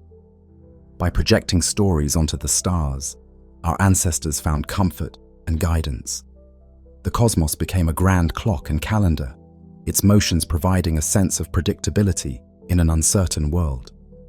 The rising of Sirius just before dawn signaled the Nile's flood, and thus renewal, to the Egyptians. The appearance of the Pleiades in spring told Greek sailors that sailing season had arrived. The heavens and earth were interwoven in a tapestry of sign and story. Most importantly, the ancient myths gave people a sense of belonging in a huge universe. If the heavens were populated by gods and heroes, then human life was part of that divine drama. Nothing was random. The cosmos had intention, personality, narrative. A shooting star could be a departing soul. The Milky Way could be the spilled milk of a goddess or the bridge to the afterlife. By aligning with these cosmic stories, performing rituals at solstices, building temples to face sunrise, tracing the planet's paths, ancient humans felt they were participants in the cosmos, not mere spectators. In those early nights under open skies, the cosmos was both guide and canvas. People drew connections between the circling stars and the cycles of their own lives. Birth, death, love, conflict, harvest and drought, all found reflection in the movements above. The myths may not have been scientifically accurate, but they were true in a deeper sense. They captured the emotional truth of being human in a vast and mysterious universe. They helped us navigate not just by land or sea, but through the uncharted waters of existence. Thus, the ancient cosmos was a place of narrative and meaning. It was alive with motion and intention. Every sunrise was a story, every eclipse a warning or wonder, every constellation a reminder that we are part of something greater. With these stories, humanity's long conversation with the stars began. Over millennia, those conversations led to patterns noted, calculations made, and the first whispers of a new approach to understanding the cosmos. Myth would eventually inspire measurement, and storytelling would lead to science. As our methods changed, the goal remained the same: to find our place in the grand order of the cosmos and to ensure that the cosmos made sense. The birth of the modern cosmos. For thousands of years, the Earth sat proudly at the center of the known universe in human imagination. It seemed obvious. The ground beneath us felt still and solid, while the heavens whirled around. The sun rose in the east, journeyed overhead, and set in the west, surely circling us. The stars rotated nightly around the North Star, as if painted on the inside of a celestial dome with Earth at its core. This geocentric cosmos, codified by philosophers like Aristotle and Ptolemy, was cozy and reassuring. Humanity lived at the heart of creation, the focal point of God's plan or nature's design. Above, the crystal spheres turned in orderly concentric circles, carrying the sun, moon, planets, and stars in divine choreography. In this model, the cosmos was finite, well-ordered, and centered on us. But whispers of a different truth had long existed. As early as ancient Greece, a few bold thinkers, like Aristarchus, suggested that the Earth might move around the sun. This idea was largely dismissed or forgotten for centuries. It simply felt wrong. How could Earth be moving? We felt no incessant wind from such motion, no constant shaking. And if Earth swung around the sun, where was the parallax in the stars? The tiny shift in star positions that such motion should produce? None could be seen with the naked eye. So the geocentric view held sway through antiquity and the Middle Ages. Then, in the 16th century, a Polish astronomer named Nicholas Copernicus quietly revolutionized our view of the cosmos. He proposed a bold simplification. Suppose the sun is at the center, and the Earth is just another planet circling it. In one stroke, the cosmic order could be explained more elegantly. The retrograde loops of Mars in the sky, the cycles of Venus, all made sense if Earth was moving too. Copernicus published his heliocentric theory in 1543, carefully dedicating it to the Pope and couching it as a mathematical convenience. Yet the implication was clear. Our planet was not the pivot of creation. It was a radical leap, met with skepticism or silence by most contemporaries. After all, it upended common sense and challenged religious doctrine. But the seed of the modern cosmos was planted. It would take brave observers and thinkers to make that seed sprout. Early in the 17th century, Galileo Galilei in Italy heard of a new invention, the telescope. He crafted his own and pointed it at the night sky, becoming the first human to see certain wonders. Through Galileo's telescope, the moon revealed mountains and craters, not the perfect heavenly orb philosophers imagined. Jupiter appeared as a tiny disk, accompanied by 4 points of light that moved, Jupiter's moons, orbiting not Earth but Jupiter itself. It was a celestial ballet defying geocentric dogma. Here were objects clearly circling a world other than our own. Galileo also observed Venus showing phases like the moon, a behavior only possible if Venus circled the sun, not Earth. Star clusters in the Milky Way resolved into countless faint stars, suggesting the cosmos was far larger and richer than assumed. With each observation, Galileo dealt blow after blow to the Earth-centered model. He wrote of his findings, championing the Copernican sun-centered system.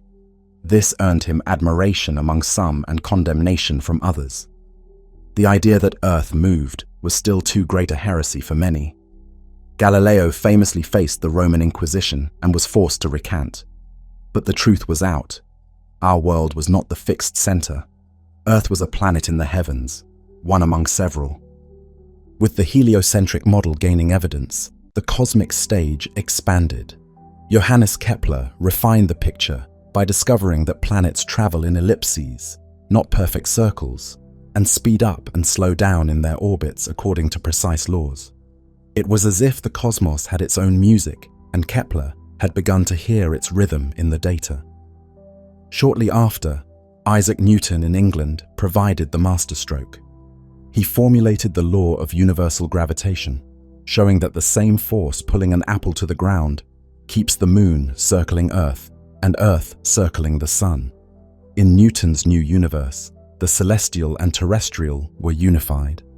The heavens were not held up by crystal spheres or angelic powers, but by gravity, an invisible thread binding planets to stars. Suddenly, the cosmos became a mechanistic marvel, a grand clockwork governed by laws that could be understood and even predicted by humans. The music of the spheres was transcribed into mathematics. The modern scientific cosmos was being born, and in it, Earth was merely one cog in a vast machine. As the centuries turned, our understanding leapt forward. By the 19th century, astronomers realized the sun itself was not the center of all creation, but rather the center of a local family of planets. The stars, once thought to be distant lanterns or holes in the firmament, were confirmed to be other suns scattered across unimaginable distances. The night sky, which to the ancients was a fixed dome, became an ocean of stars in 3 dimensions. We measured the first distances to stars and found them stupefyingly far. The nearest, Alpha Centauri, is over 4 light-years away, 40 trillion kilometers. The absence of observed parallax now made sense. The stars were vastly farther than imagined in Aristotle's time, so their parallax was tiny. Our sun was thus not the center of all stars, but just one star drifting in a great starry city. That starry city is the Milky Way galaxy, a broad band of light wrapping the sky. In the early 20th century, astronomers pieced together that the Milky Way was an immense disk of hundreds of billions of stars. Our sun lay not at the center of this disk, but off to the side in a spiral arm, a suburban star in the galaxy's outskirts. We had been demoted once again from center of the universe to mere resident of one galaxy among possibly many. Yet even then, many believed the Milky Way was the entirety of the universe, an island universe surrounded by a void. Reality had another plot twist in store.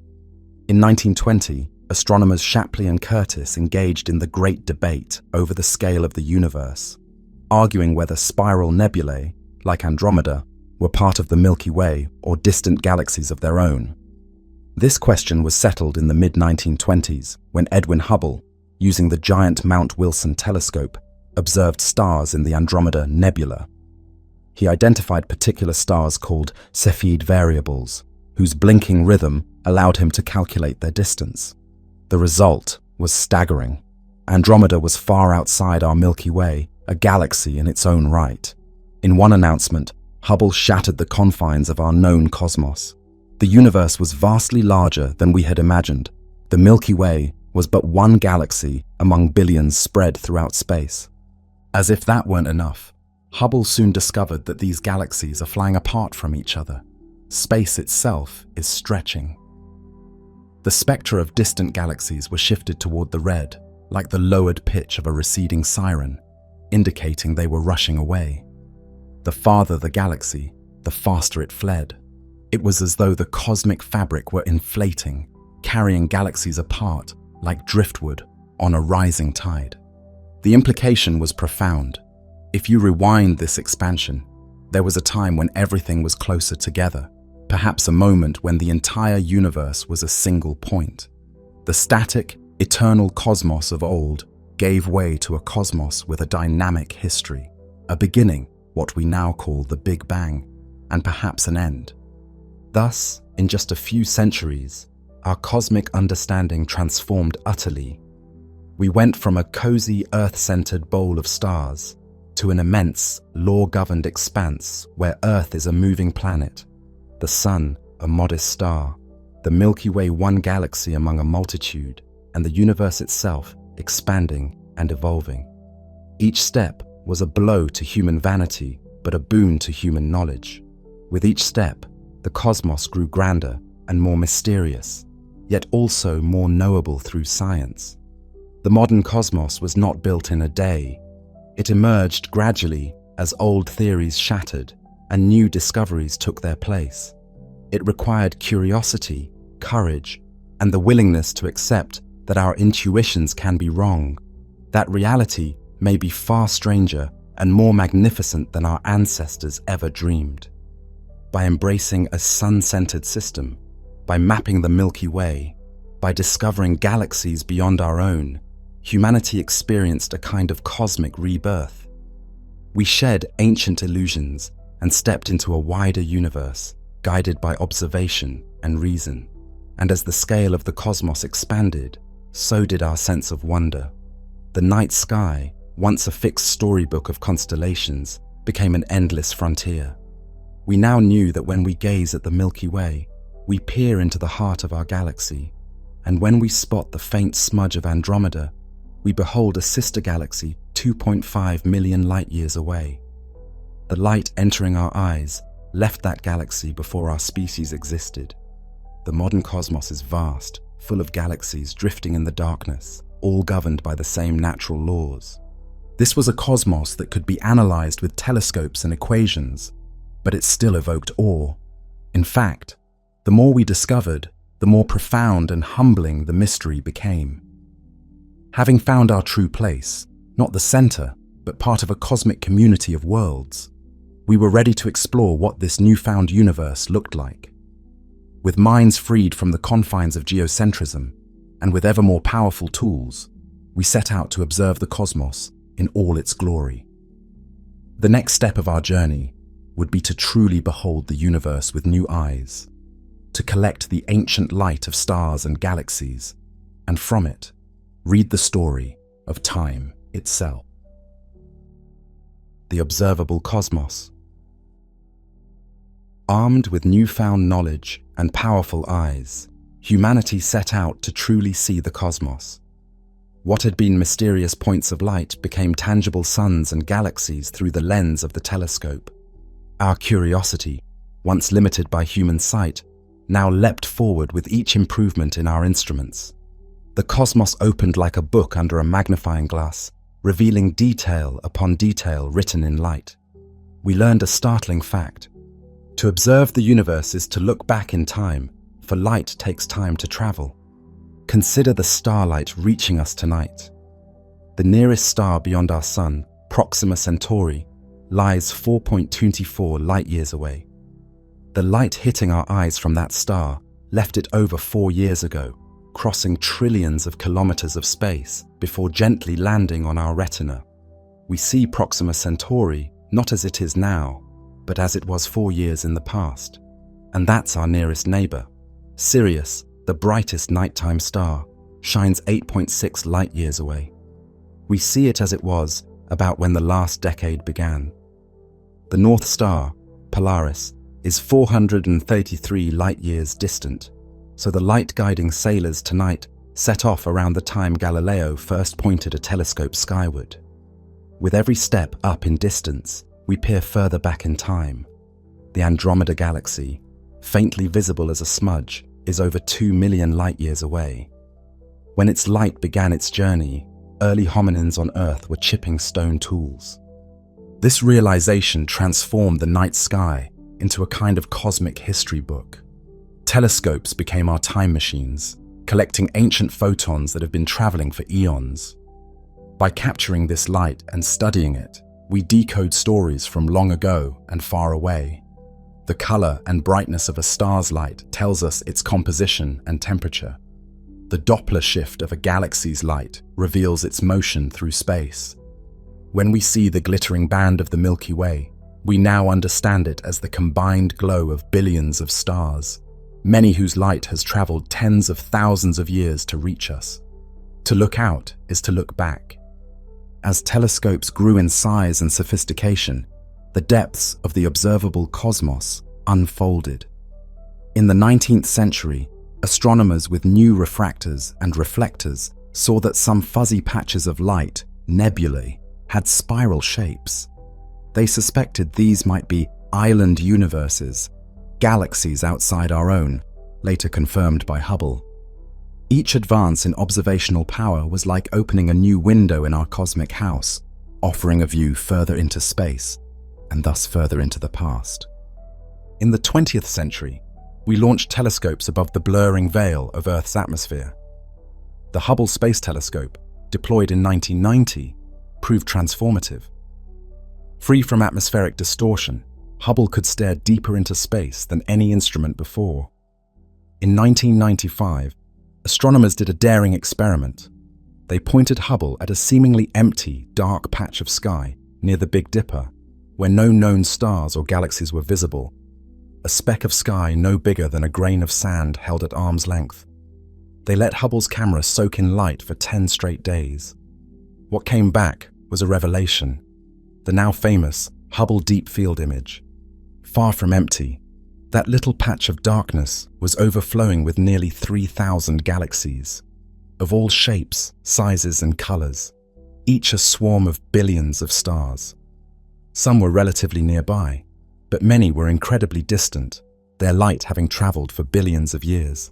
In those dim smudges, Hubble had captured galaxies as they were when the universe was young, cosmic baby pictures, just a few billion years after the Big Bang. That single image was like a core sample of the universe, drilling down through cosmic time. It showed a universe teeming with galaxies, even in a tiny, unremarkable bit of sky.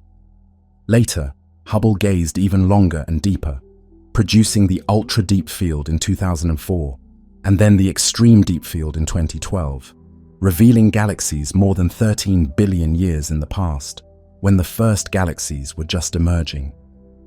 In the Hubble Ultra Deep Field, almost every point of light is an entire galaxy. Some are seen as they were only 400–800 million years after the Big Bang, full of newborn stars. By looking far away, we looked back to a time when the universe was young. Every telescope, whether a backyard amateur's or a great observatory in space, is fundamentally a light collector. It gathers the sparse, ancient photons that rain down on us, focusing them into an image or feeding them to instruments that can analyze their secrets.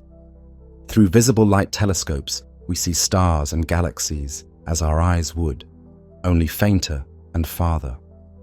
Through radio telescopes, we tune in to the whisper of the cosmos at long wavelengths, the songs of cold hydrogen clouds and the ghostly crackle of remnant radiation from the Big Bang. Infrared telescopes peer through cosmic dust to find stars being born in swaddling nebulae and detect the faint glow of the most distant galaxies, whose light has been stretched to infrared by the expanding universe. Ultraviolet and X-ray telescopes capture high-energy phenomena, flares on stars, the glow of gas around black holes, the hot plasma in galaxy clusters. Each portion of the electromagnetic spectrum is like a different chapter of the cosmic story, and we've learned to read them all. The observable cosmos extends far beyond what human eyes alone can see, thanks to these extensions of our senses. Perhaps the most ancient light of all that we have observed is the cosmic microwave background, the cooled, faint afterglow of the Big Bang itself. Discovered by accident in 1965 as a pervasive microwave hiss in a radio antenna, this all-sky glow is the light from about 380,000 years after the Big Bang, when the hot plasma of the early universe finally cooled enough to become transparent and release photons in all directions. We see it now as a uniform microwave glow coming from every direction, just a few degrees above absolute zero, the oldest fossil of light, nearly 13.8 billion years old. Detailed maps of the microwave background made by satellites, COBE, WMAP, Planck, show it's mostly uniform, but with tiny variations in temperature, the seeds of all future cosmic structure.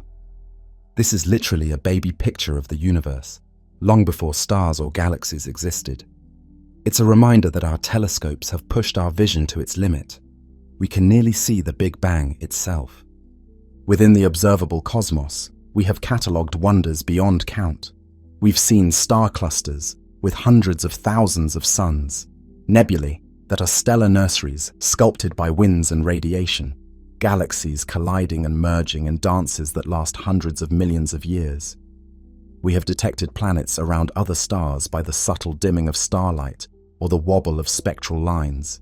We now know planets are common, numbering in the billions in our galaxy alone, from hot Jupiters skimming their stars to Earth-like rocks in temperate orbits. We've measured the universe's expansion and even glimpsed its acceleration due to an enigmatic, dark energy. All of these achievements flow from extending our senses with instruments and collecting the light, or other radiation, that streams through space, carrying messages from afar. Telescopes, in a poetic sense, gave the universe a voice in time. Through them, we listen to the echoes of the past. When we look at a distant galaxy cluster, we might be seeing it as it was when our own sun had not yet formed. In the faint glow of a red-shifted galaxy, we might be witnessing an event that occurred shortly after the dawn of time. The observable cosmos is a time capsule cosmos. The phrase observable universe also reminds us of limits. Light from extremely distant regions hasn't had time to reach us in the 13.8 billion years since the Big Bang, so there are horizons we cannot see beyond, at least not yet and maybe not ever, if the expansion accelerates. This doesn't mean those regions don't exist, just that they lie beyond our view. So the observable cosmos, everything we can see or detect, is still potentially only a piece of a larger whole. But it is grand enough, about 93 billion light-years across today, accounting for expansion, containing perhaps 2 trillion galaxies. Each of those galaxies, in turn, contains billions or trillions of stars, and around many of those stars orbit worlds we are only beginning to discover. Looking up from Earth, a small creature on a small planet, we now can perceive structures and events on scales our ancestors never imagined. We have essentially pulled back the curtain of distance, and what we found is a universe that is dynamic and changing. The sky is no longer a fixed backdrop, it is a living history. Every point of light is a story unfolding, some star being born in a nebula, another nearing its death as a red giant, a galaxy swirling in a gravitational dance with a neighbor, a supernova shining briefly like a cosmic firework. We catch these events mid-stride, like reading random pages from a vast novel. Telescopes allowed us to no longer be passive inhabitants of the cosmos, but active witnesses to its grand story. Each night an observatory opens its dome and points its giant eye outward. We extend our reach farther in space and further back in time. We do this not for conquest, but for understanding, to fill in the chapters of the cosmic story from the beginning until now. And through these observations, we have come to see the universe not as static, but as an unfolding tale with a beginning, middle, and ongoing narrative. Having surveyed what we can see, the stars and galaxies and background glow, we noticed a grand pattern in how matter is arranged on the largest scales. Galaxies are not scattered randomly. They form a vast cosmic web of filaments and voids. To this we now turn, the large-scale structure of the universe, the cosmic web that gravity built, seeded by tiny quantum ripples from the dawn of time. The cosmic web. On the grandest scales, the universe is organized into a vast cosmic web, a structure both simple and intricate, like lace stretching across unimaginable distances. If we could zoom way, way out beyond our galaxy, clusters of galaxies would begin to outline a pattern.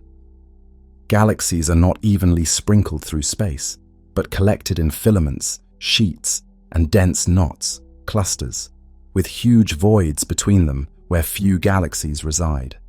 The cosmos, viewed from afar, resembles a web or sponge, bright threads and nodes of matter surrounding dark, empty bubbles. Gravity is the master architect of this cosmic web. Over billions of years, gravity drew matter together, amplifying tiny primordial irregularities into the vast structures we see now. In the early universe, matter was nearly uniform, with slight denser spots here and there, imprinted as those tiny temperature ripples in the cosmic microwave background. As the universe expanded and cooled, these denser spots, seeded by quantum fluctuations and stretched by inflation, exerted a bit more gravitational pull, drawing in surrounding gas and dark matter. Over time, the slightly denser regions grew into filaments and clumps. The empty regions gave up matter to the crowded ones and became enormous voids. Imagine flying through a slice of the universe a few billion light-years across. For millions of light-years, you might see almost nothing, traversing a void where only the occasional dim galaxy or wisp of hydrogen appears. Then, ahead, you'd see a filamental chain of galaxies stretching across space like a gossamer strand. Drawing closer, that filament resolves. It's a chain of galaxy clusters connected by thinner tendrils of galaxies. You follow the filament to a nexus, a rich cluster of galaxies where filaments intersect, perhaps like the Coma cluster, containing thousands of galaxies swarming around a common center. From that hub, multiple filaments radiate out, each leading to other clusters. This is the cosmic web: clusters, nodes, connected by filaments, separated by voids. It's akin to the structure of a sponge or foam, an interlocking network of walls and channels. Our own Milky Way lies within this web. It is part of a small cluster, the local group, which in turn is on the outskirts of a larger Virgo cluster. That cluster is part of a filament that stretches toward the Great Coma cluster. In fact, astronomers have mapped our local section of the cosmic web and found that our local group, Virgo cluster, and other nearby clusters are all part of a supercluster system they've named Laniakea, Hawaiian for immeasurable heaven. Gravity is drawing our local group, including the Milky Way and Andromeda, toward the Virgo cluster, and all of Virgo and its neighbors toward an even larger concentration called the Great Attractor. Our galaxy, in the far future, will drift along the web into those larger structures, though perhaps not before dark energy's expansion halts that motion, an evolving contest between expansion and gravity. One of the striking things about the cosmic web is how empty the voids are. Some voids span hundreds of millions of light-years with almost no galaxies. In contrast, the filaments and clusters are crowded. In massive clusters, galaxies can be just tens of thousands of light-years apart, very close in cosmic terms, and space between them is filled with hot, X-ray emitting gas, heated by the gravity of the cluster. The filaments themselves contain not just the galaxies we see, but also lots of dark matter and diffuse gas connecting cluster to cluster. In fact, simulations and observations suggest that most of the ordinary matter, atoms in the universe, resides not in galaxies, but in the filamentary tendrils of warm-hot intergalactic medium, WIM, threading the voids. It's like an invisible scaffold. The galaxies are like dewdrops on a spider web, outlining it, but much of the web itself is faint and hard to see directly, composed of thin gas and especially dark matter. Dark matter, that mysterious substance making up about 85% of the matter in the universe, is the backbone of the cosmic web. While ordinary gas can radiate energy and settle, dark matter does not radiate, so it forms large, diffuse halos. It was dark matter that first clumped due to gravity, with ordinary matter later falling into the gravitational wells the dark matter created. In supercomputer simulations of cosmic structure formation, One starts with a nearly uniform distribution of dark matter, with tiny random density fluctuations, and lets gravity work over billions of years. The result is a filamentary network, extremely similar to what large galaxy surveys observe. The bright nodes in such simulations correspond to where clusters of dark matter, and later galaxies, form. The long dark strands correspond to filaments of dark matter along which galaxies and clusters align. The empty regions correspond to voids evacuated of matter. It's a beautiful example of emergent order. Out of near uniformity emerges complexity, a cosmic web, simply from the action of gravity over time. Tiny fluctuations in density, originating from quantum jitters in the infant universe, became the template for everything. Stars, galaxies, clusters, the web. The cosmic web is the largest pattern we know. It shows that on the grandest scales, the universe has a structure, homogeneous and isotropic, only when averaged over truly enormous volumes, but locally clumpy in a sponge-like way. It's often said that the universe on very large scales looks the same everywhere, the cosmological principle. And it's true that if you average over hundreds of millions of light years, one region is much like another in terms of galaxy counts. But zoom in a little less and the web stands out. Homogeneous only in a statistical sense, but in reality, threaded and bubbled.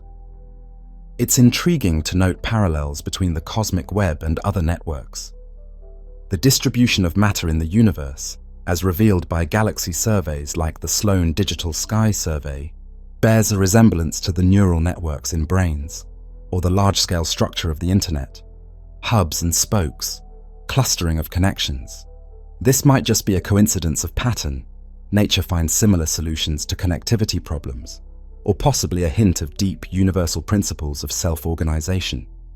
When scientists compared the network properties of the cosmic web and the network of neurons in a brain, they found tantalizingly similar complexity and distribution despite the difference in scale by 27 orders of magnitude.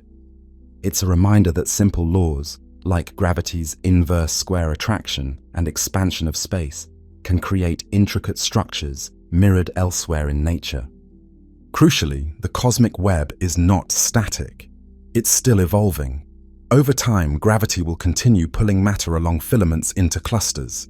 The rich get richer, clusters accumulate mass, and the voids get emptier. Superclusters may merge into even larger structures, sometimes called hyperclusters, though there's a limit. Eventually, dark energy's accelerated expansion will push galaxies away from each other faster than gravity can overcome. It's thought that in the far future, 100 billion years or more, distant clusters will recede beyond our observable horizon, effectively isolating each remaining cluster or group as its own island universe. At that point, any cosmic web structure beyond our local cluster will be unobservable. The larger pattern will be lost to view, though it will still exist beyond our reach. For now, however, we live at a time where we can map the cosmic web, see its glory, and use it to test our theories of cosmology. Understanding the cosmic web helps answer profound questions. How did the universe transition from the near-uniform fireball after the Big Bang to the rich hierarchy of structure we see now? The answer: the interplay of gravity, pulling matter into structure, and expansion, spreading things out, created a foam-like arrangement. Tiny fluctuations grew to filaments, matter flowed like rivers into cluster basins, and vast quiet voids were left where nothing much happens. Having journeyed from our planet to the galaxy, to clusters and the cosmic web, we've framed the large-scale architecture of the cosmos. But what holds this architecture together? And what threads run through every level of this tapestry? For that, we must discuss the fundamental forces and fields: gravity, electromagnetism, and the nuclear forces, the hidden framework underlying movement and structure everywhere in the cosmos. Forces and fields. In the grand ballet of the cosmos, 4 fundamental forces choreograph every move: They are the unseen influences that shape everything from the orbits of planets to the light in our lamps to the fusion in stars. Though invisible, they form a hidden framework that makes the universe dance. Each force is like a different instrument in an orchestra, and together they compose the music of the cosmos, from the smallest scales to the largest. Gravity is the most familiar, and yet in many ways, the most mysterious. It is the sculptor of the cosmos, the gentle but persistent pull that guided matter into spheres and orbits. Every time an apple falls from a tree, or we feel our own weight, we are feeling gravity. This same force reaches across the emptiness of space to keep the moon circling Earth and Earth circling the sun. It binds solar systems and steers stars around the centers of galaxies. It gathered galaxies into clusters along the cosmic web. Gravity is by far the weakest of the four forces on small scales. A tiny magnet can lift a paperclip against the entire Earth's gravity. But over large scales it dominates because it only attracts and never cancels out. Over time, its tiny tug accumulates into an inexorable current that builds structure. Einstein revealed that gravity is not a force in the traditional sense, but a curvature of space-time itself. Mass and energy bend the fabric of space and time, and objects move along those curves. The sun dents space-time, and Earth rolls around that dent like a marble in a bowl. This elegant understanding tells us gravity is the shape of the cosmos's geometry. It's what gives the universe its large-scale structure, what makes a cloud of gas collapse into a star, what pins us to our beloved Earth. Gravity is both patient and powerful. Given enough time, it can gather raw matter into galaxies or crush a star into a black hole. Largely, though, gravity is the quiet, persistent heartbeat of the cosmos, keeping worlds in their courses and the celestial architecture intact. Electromagnetism is the artist and communicator of the universe. It is the force responsible for light itself. Every beam of starlight traveling to our eyes is an electromagnetic wave. It also binds atoms and molecules. It's the reason you do not fall through the floor. The electrons in your shoes repel the electrons in the floor. Electromagnetism is vastly stronger than gravity at small scales. It's what makes magnets cling and lightning crackle, what lets compasses point north and radio waves carry music. In atoms, the electromagnetic force binds negatively charged electrons to positively charged nuclei, forming atoms. It causes atoms to link into molecules by sharing electrons, giving us the variety of chemistry. The warmth you feel from sunlight, the colors of a rainbow, the glow of a distant galaxy, all delivered by electromagnetic radiation. Unlike gravity, which only pulls, electromagnetism can both attract and repel. Opposite charges attract, like charges repel. This push-pull interplay creates structure on the atomic and human scales. It keeps electrons whizzing around nuclei instead of flying away, and it causes molecules to have the shapes they do, enabling the complex chemistry of life. In the cosmos, electromagnetism governs the behavior of plasma, the hot, charged gas found in stars and nebulae. It sculpts the beautiful filaments of glowing gas in nebulae and the majestic arcs of solar flares rising from the sun. When we see the auroras dancing near Earth's poles, that's electromagnetism at play. Charged particles from the sun, guided by Earth's magnetic field into the upper atmosphere, causing molecules to glow. Electromagnetic fields fill space around planets and stars. For instance, the sun's magnetic field, carried by the solar wind, creates a protective heliosphere around our solar system. On Earth, the electromagnetic force is the foundation of technology, electricity, electronics, wireless signals, and biology, chemical bonds, nerve impulses. In a cosmic sense, if gravity is the weaver of the cosmic tapestry, electromagnetism provides the vibrant colors and textures. It gives matter structure and allows the universe to be visible and radiant. The strong nuclear force is the powerful glue of the atomic nucleus. Working at tiny scales, the size of an atomic nucleus or smaller, It binds protons and neutrons together, despite the electromagnetic force trying to push positively charged protons apart. Protons naturally repel each other strongly, since like charges repel, and within a nucleus, they are extremely close. It is the strong force that acts like cement to hold these protons and neutrons tightly bound. It is the strongest of the four forces in terms of raw strength, but it operates only across minuscule distances, about the diameter of a proton. Beyond that, its influence drops virtually to zero. Think of it as Velcro that sticks only at very close range. This is fortunate. If the strong force had longer reach, every atom might glom together into one giant nucleus. If it were weaker, nuclei heavier than hydrogen, which contain multiple protons, would fly apart, and the diversity of elements would vanish. In the cores of stars, when temperatures and pressures slam protons together with tremendous force, the strong force takes hold and fuses them.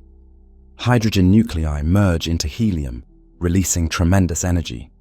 This nuclear fusion, governed by the strong force overcoming electromagnetic repulsion, is what makes stars shine for billions of years, converting a bit of mass to energy via EXMC2. The sunlight that warms your face is a byproduct of the strong force at work in the sun's heart, forging helium and releasing energy. Later, in a massive star's life, the strong force will operate on heavier elements.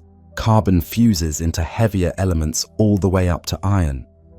But iron is the end of the line.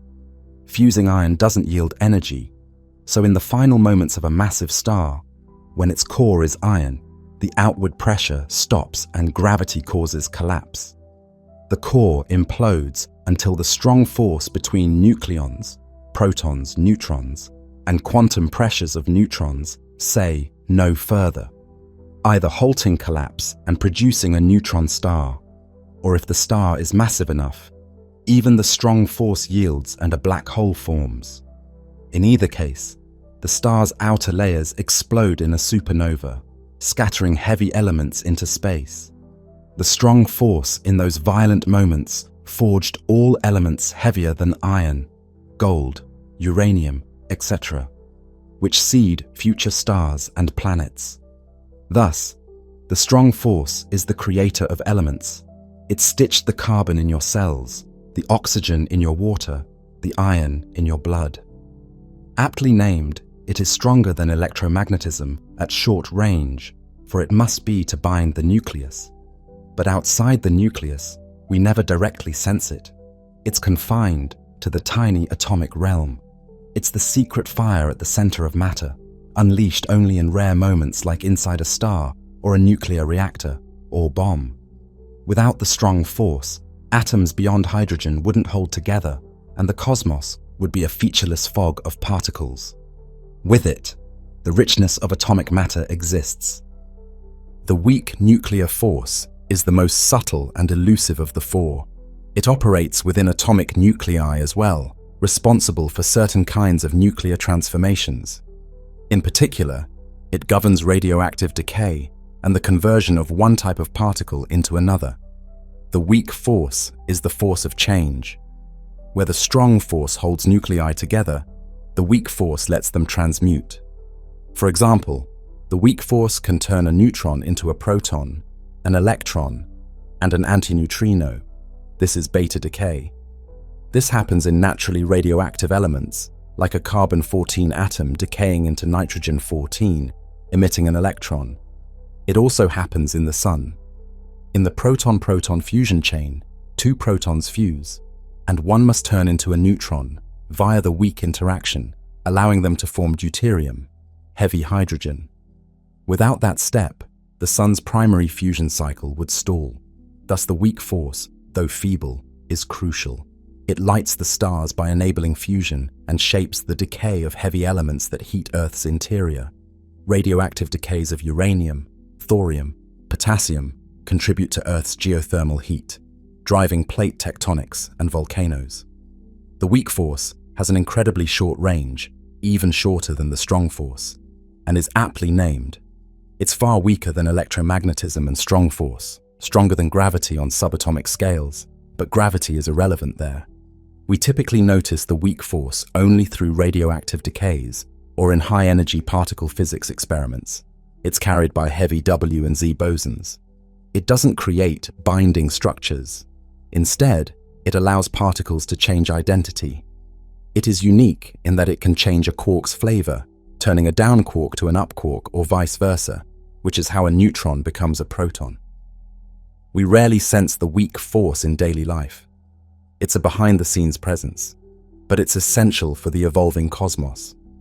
Without it, the sun wouldn't shine the way it does, and many elements produced in supernovae wouldn't form because beta decays during those explosions create elements like gold from lighter ones. If the strong force is the builder and electromagnetism the artist, the weak force is the quiet facilitator of change, enabling the cosmic alchemy that gives variety to matter. These four forces together form the infrastructure of reality. Each has its domain of influence. Gravity dominates the astronomical realm of planets, stars, and galaxies. Electromagnetism rules atoms, chemistry, and everyday phenomena. The strong force governs the atomic nucleus and powers stars. The weak force allows the transmutations that underlie both star power and natural radioactivity. They are the threads running through the cosmic fabric, and the fields they generate fill the space around us. Modern physics describes forces via fields and exchange particles. The gravitational field, possibly with gravitons. The electromagnetic field, carried by photons. The strong force field, carried by gluons binding quarks. The weak force field, carried by W and Z bosons. But leaving such technicalities aside, what's astonishing is that these few interactions explain a vast range of phenomena. Consider how these forces all play together in a simple moment. You stand outside on a sunny day. Gravity roots you to Earth and holds our planet in orbit around the sun. Electromagnetism governs the sunlight warming your face and lets your eyes see the world in color. It also keeps the ground solid beneath your feet, electrostatic repulsion between atoms. The strong force long ago fueled the nuclear reactions that produce that sunlight, and even now holds the nuclei of your atoms together. The weak force within the sun allowed protons to turn into neutrons, ensuring the fusion cycle could proceed steadily and power the sunlight. In your body, the weak force is causing a handful of potassium-40 atoms to decay each second, emitting neutrinos that stream harmlessly into space.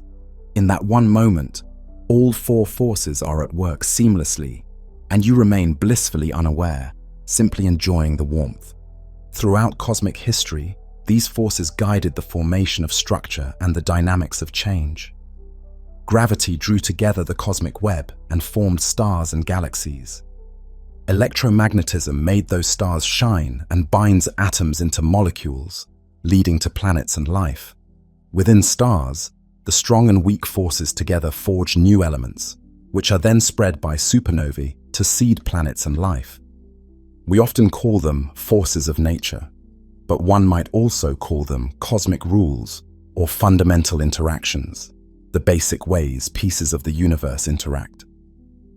Understanding these forces has allowed us to deepen our comprehension of the cosmos and harness aspects of it for our use. They also inspire a sense of marvel, how elegant that four simple interactions underlie the complexity of the entire universe. Gravity, shaping a galaxy cluster or light from a quasar, 12 billion light-years away, traveling to Hubble's mirror. It's all governed by the same physics that dictates an apple falling or a magnet sticking on a fridge. It suggests a profound unity that from the smallest scales of quarks to the largest scales of galaxy superclusters, the same fundamental forces operate, just with different relative strengths and effects. There are moments in modern physics where we dream of an even more unified picture. Perhaps these four forces were once one, a single force in the extremely hot young universe that later split into four distinct facets as the cosmos cooled. This is the idea behind grand unified theories and attempts to include gravity in quantum theory. Whether nature has such a unified force or not, what stands is that from the grandest cluster of galaxies down to the tiniest atomic nucleus, these four interactions suffice to explain what we observe.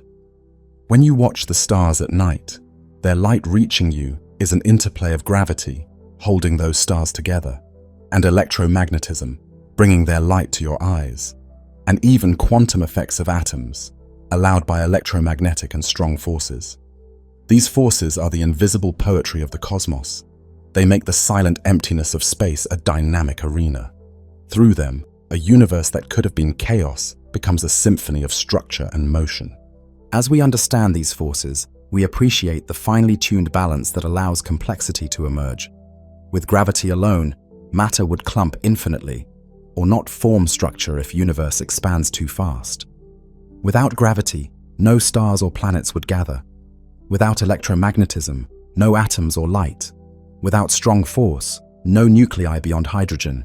Without weak, no stellar alchemy creating diverse elements.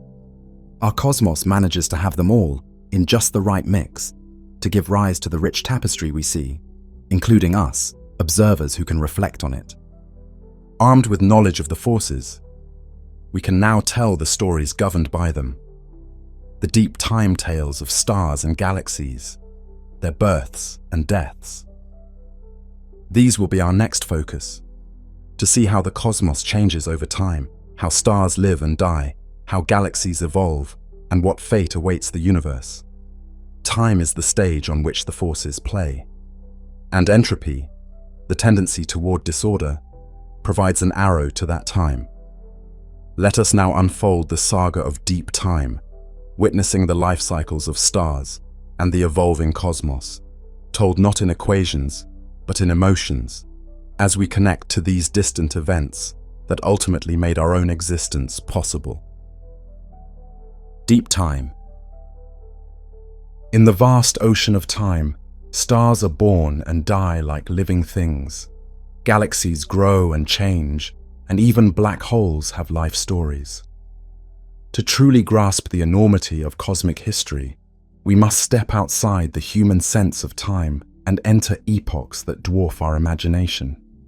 Deep time is a realm where 1,000,000 years might pass in the blink of an eye, where the dance of creation and destruction unfolds over eons, with a grandeur at once awe-inspiring and poignant. The life of a star. Picture a dark nebula in a spiral arm of the Milky Way, a cold, dusty cloud light years across, quietly drifting for ages. Within it, a subtle gathering begins, perhaps the shockwave of an ancient supernova, or the pressure of a spiral density wave triggers parts of the cloud to contract under gravity. In those shrinking pockets, gas and dust draw together, atoms crowd and collide, heating up. What was cold and dark starts to glow dull red from the heat of compression. In one such cocoon, at the center of the collapsing cloud, a new light ignites. A protostar is born. It's like a baby star, unstable, convulsing with magnetic storms, gobbling up gas from the surrounding cloud. As it grows, its core becomes denser and hotter until one miraculous moment, hydrogen atoms, squeezed and heated fiercely, begin to fuse into helium. The strong force binds them, the weak force facilitates the fusion, and a torrent of energy is released. Outward pressure from this nuclear fire balances the inward crush of gravity. The star settles into a stable rhythm. It has entered the long, middle chapter of its life, the main sequence. Our sun is in this phase, shining steadily for about 4.6 billion years, and with roughly 5 billion to go. Throughout the galaxy, countless stars of various sizes share this fate, turning hydrogen into helium in their cores, pouring light and heat into space. They are like the adults of the stellar family, some smaller, cooler, and redder, burning fuel slowly and destined to live extraordinarily long, tens to hundreds of billions of years. Others much larger, hotter, and bluer, burning furiously and living fast. Just a few million years, cosmic mayflies among stars. As time flows, even stars must change. When a star exhausts the hydrogen in its core, the delicate balance tips. Fusion slows, The core begins to contract under gravity and heats up, while the outer layers, freed from the core's pressure, expand outward. For a star like the Sun, this heralds transformation into a red giant. In a deep-time vision, one would see the Sun swell many times its current size, perhaps engulfing Mercury, Venus, and even Earth. Its surface cools as it expands, shifting to a luminous orange-red hue, while its core grows hotter and denser until helium can fuse into carbon. For a while, the Sun will juggle new reactions, shining not with its familiar white-yellow, but with the ruby light of old age. It may pulsate gently, shedding its outer layers in concentric waves of gas and dust.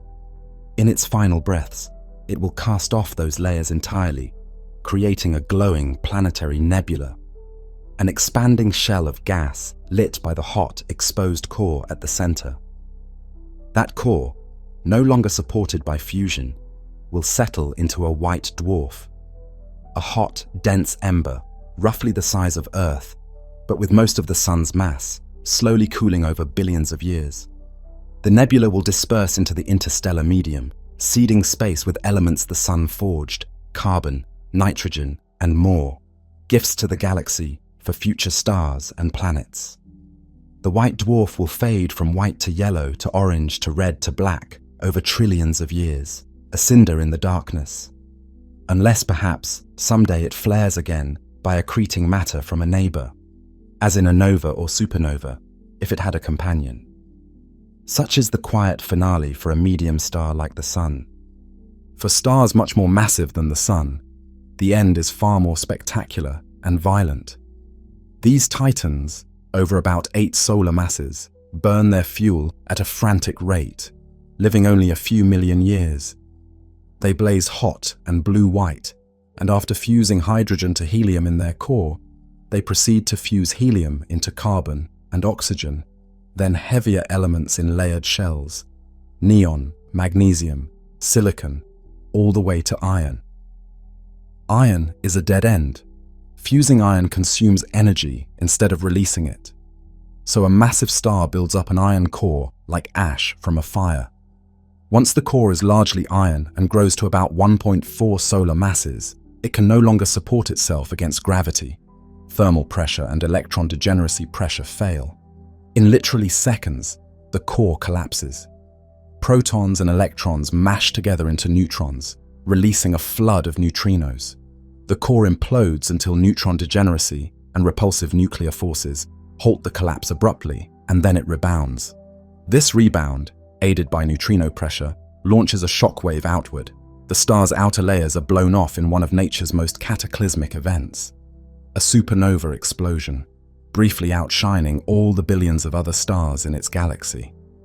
The debris, now rich in those heavy elements beyond iron, which are forged in the incredible temperatures of the explosion, is hurled into interstellar space. This supernova remnant will eventually mix with other gas and perhaps condense into new stars and planets. Meanwhile, the collapsed core remains.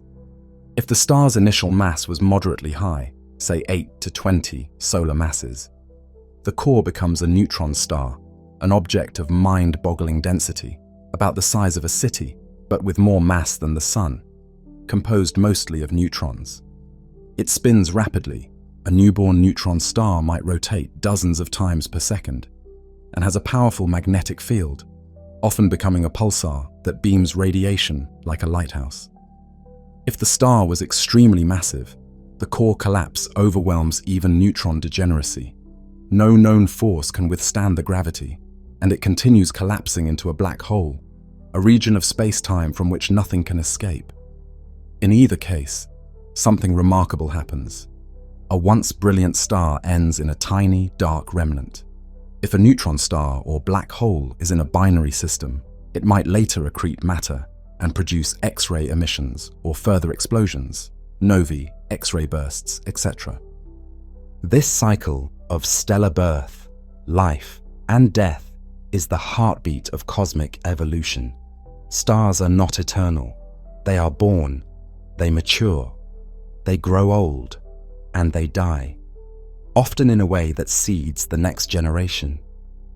When the first generation of massive stars in the early universe died as supernovae, they produced and scattered the first heavy elements. Those enriched the gas from which new stars formed, including ones smaller, like the Sun, that could host planets with complex chemistry.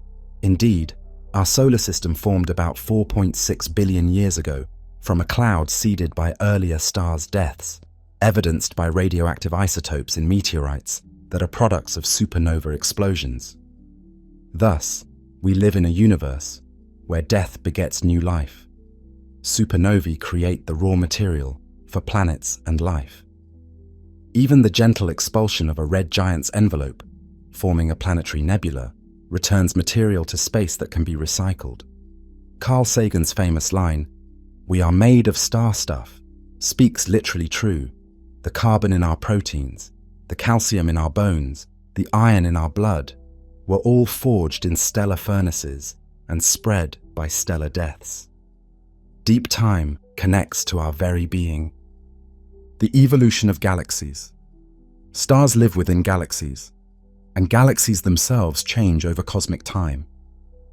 Galaxies can be thought of as ecosystems of stars, gas, dust, dark matter, and star clusters, all interacting.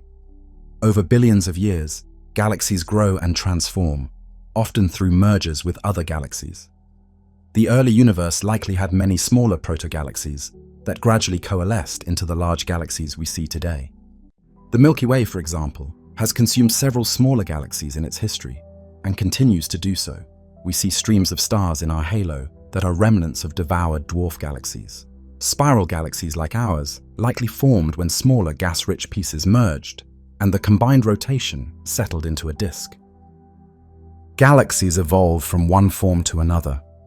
Two spiral galaxies merging may form an elliptical galaxy, losing their delicate spiral structure in a gravitationally violent embrace and triggering massive bursts of star formation as gas clouds collide and coalesce.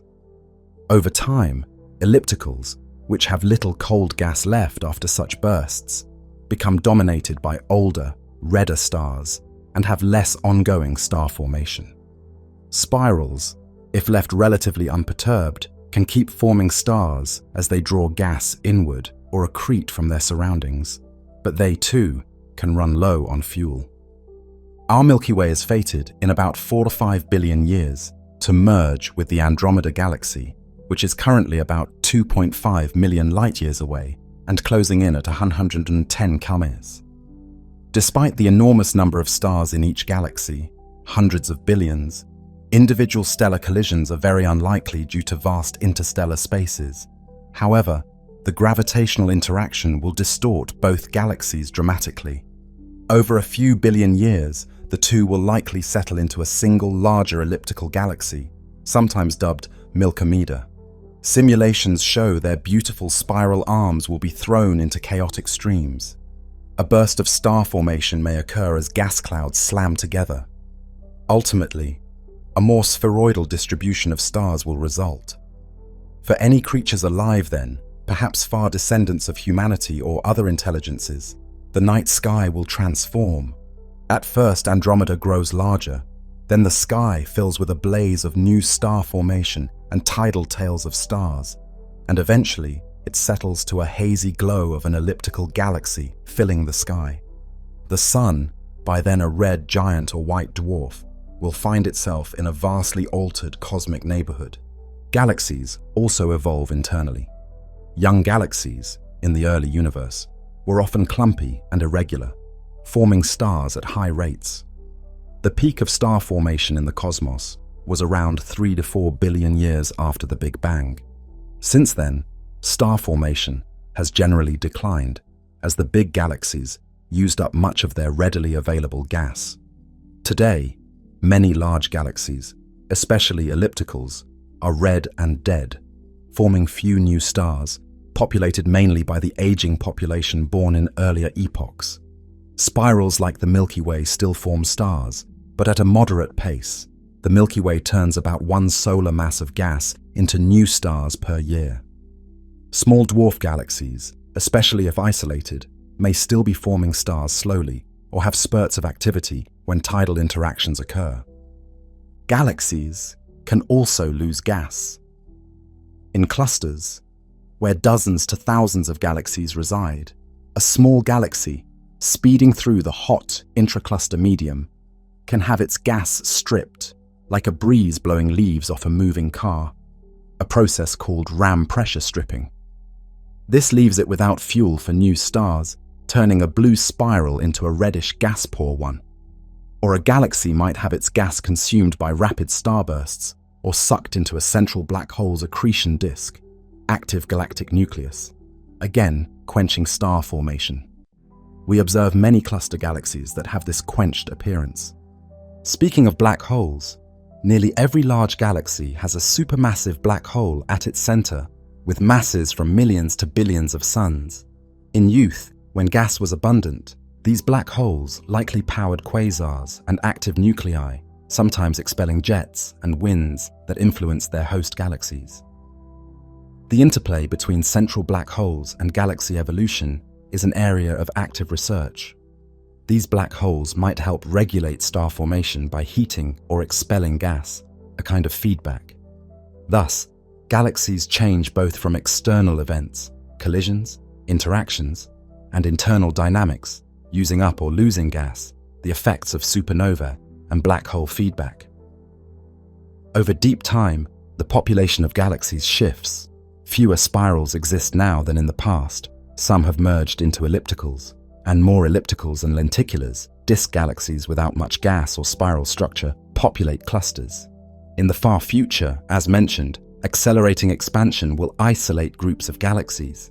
It's thought that in about 100 billion years, if dark energy remains constant, distant galaxies beyond our local group will have moved out of view, leaving future observers in our locale with only the merged Milky galaxy and its satellites visible, effectively a cosmic island, with little evidence of the wider universe's existence.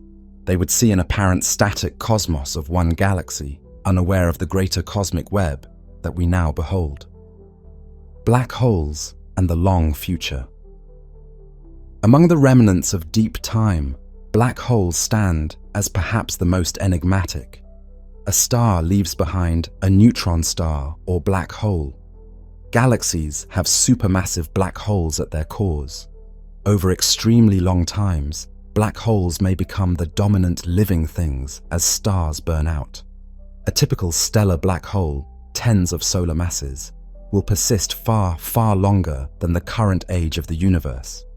But even black holes aren't forever. Stephen Hawking showed that they slowly evaporate by emitting Hawking radiation due to quantum effects near the event horizon. A black hole, the mass of the Sun, would take 1067 years to evaporate, an almost inconceivable span. Supermassive black holes take even longer, 100 plus years. But on the scale of deep time beyond star-filled eras, after all normal matter decays or is ejected, eventually black holes too will leak away their mass and disappear in a final burst of radiation. So imagine the stages of deep time. Now, the stelliferous era, full of stars shining.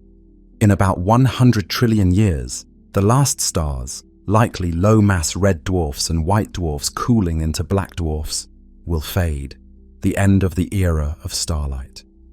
What follows is sometimes called the degenerate era, the universe populated by degenerate remnants, white dwarfs, neutron stars, black holes, and cold brown dwarfs and planets. Collisions among these remnants could occasionally spark new activity. Two brown dwarfs merging might form a brief red star, or two white dwarfs colliding might ignite a supernova. But overall, it's a slow, dim time. Over quadrillions of years, gravitational encounters will gradually unbind most remaining stellar remnants from galaxies. Stars get flung out into the intergalactic void, one by one. Planets will fall into white dwarfs or be ejected. Eventually, even our Milky Way remnant, whatever it becomes after merging with Andromeda, will lose most of its constituents, and the galaxy as a gravitationally bound system will dissolve. Then comes the black hole era. after 10, 40, or 10, 50 years, depending on mass distributions. Virtually everything left gravitating in lumps are black holes, from massive ones to possibly an army of micro-black holes, if any were created, though unlikely naturally. They slowly evaporate. The universe is dark, except perhaps for occasional flashes when black holes finish evaporating, or rare collisions between remnants. After an absurdly long time, all black holes evaporate too. We reach the final stage. Some call the dark era. Only subatomic particles remain, mostly photons, neutrinos, electrons, and positrons, spread so thin across an ever-expanding cosmos that on average years of travel would be required to hit another particle. The temperature everywhere will be effectively absolute zero, apart from quantum fluctuations. The cosmos will have reached maximum entropy, no available free energy to do anything, essentially a quiet heat death. This long view, from bright Big Bang to faint heat death, is mind-bending. It makes our era of galaxies and stars and life seem like a fleeting springtime in the cosmos. And indeed, it is. Yet knowing this timeline can inspire an even greater appreciation for the now. We live in a special time when the universe is full of light and complexity. The deep future, though bleak in prospect, is fortunately trillions of times farther away than the current universe's age, so for all practical purposes, the cosmos will remain lively far, far longer than it has existed so far. Deep time narratives invite us to face both the resilience and impermanence of the cosmos. Stars die, but their remains fertilize new stars. Galaxies collide destructively, but forge new stars in the process. Even black holes might eventually die, but perhaps releasing whatever information they held. Through an emotional lens, these are stories of cosmic reincarnation and renewal, followed eventually by an end of things. An arc with a beginning and end, just as mythologies had, but on incomprehensible scales. To an immortal being watching eons pass, the universe would appear as a vast garden. Stars bloom like cosmic flowers, some short-lived and brilliant, others steady and enduring, then wither, their substance becoming the seeds of new blooms. Galaxies grow by gathering these blooms, sometimes pruning each other in collisions, and eventually many go to seed themselves as diffuse clouds. The garden analogy falters by the end of time, when darkness covers all. But by then, the garden had given all it could. For us, understanding deep time is at once enlightening and sobering. It contextualizes our brief lives in something far larger. It reminds us that change is constant. No arrangement of matter lasts forever. Yet it also shows how creative the universe has been in the time allotted, going from near uniform gas to conscious beings pondering it all. Now, with a grasp of deep time's canvas, we can zoom back to our human scale and ask, how do we, conscious flickers in this vast unfolding, fit in? The next chapter turns to the emergence of something arguably as remarkable as any galaxy, consciousness, which allows the cosmos to reflect on itself. Scale. As we zoom from the cosmic to the minute, we encounter a remarkable truth. Patterns repeat and echoes sound across vastly different scales. The universe is structured hierarchically, from subatomic particles up through atoms, molecules, planets, stars, galaxies, and the cosmic web.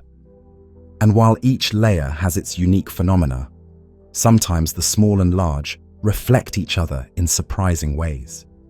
Imagine scaling down from human size. Shrink 1 billion times. You stand at the edge of an atom, electrons whizzing in a cloud around a tiny nucleus. The nucleus, if you peeked in, is itself a swarm of protons and neutrons, bound tightly by the strong force. Dive further. Inside a proton, you'll find quarks darting amid a sea of gluons. This is a world measured in femtometers, 10 to 15 me, and less, a far cry from everyday scales. Now, zoom out, past human scale to planetary and beyond. The Earth orbits the Sun at 150 million Kelvin. The Sun orbits the center of the Milky Way, 27,000 light-years away, along with hundreds of billions of other stars. Our galaxy, 100,000 light-years across, is one of perhaps 100 billion in the observable universe. The largest coherent structures we see, walls of galaxies and voids, span a few billion light-years. That's a factor of about 10,040 from the Planck length, 10 to 35 maths, believed to be a fundamental scale of quantum gravity, to the observable universe's diameter, 10 to 27 maths. Yet through this immense range, the same fundamental principles operate. Gravity holds planets in orbit much as it holds galaxies in clusters, just with different relative influences of other forces. Electromagnetism binds an electron to an atomic nucleus and similarly governs the structure of a star via plasma interactions.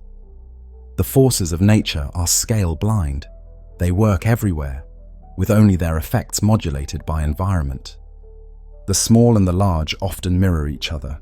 Consider a hydrogen atom, a tiny nucleus with electrons in orbit, historically likened to a miniature solar system.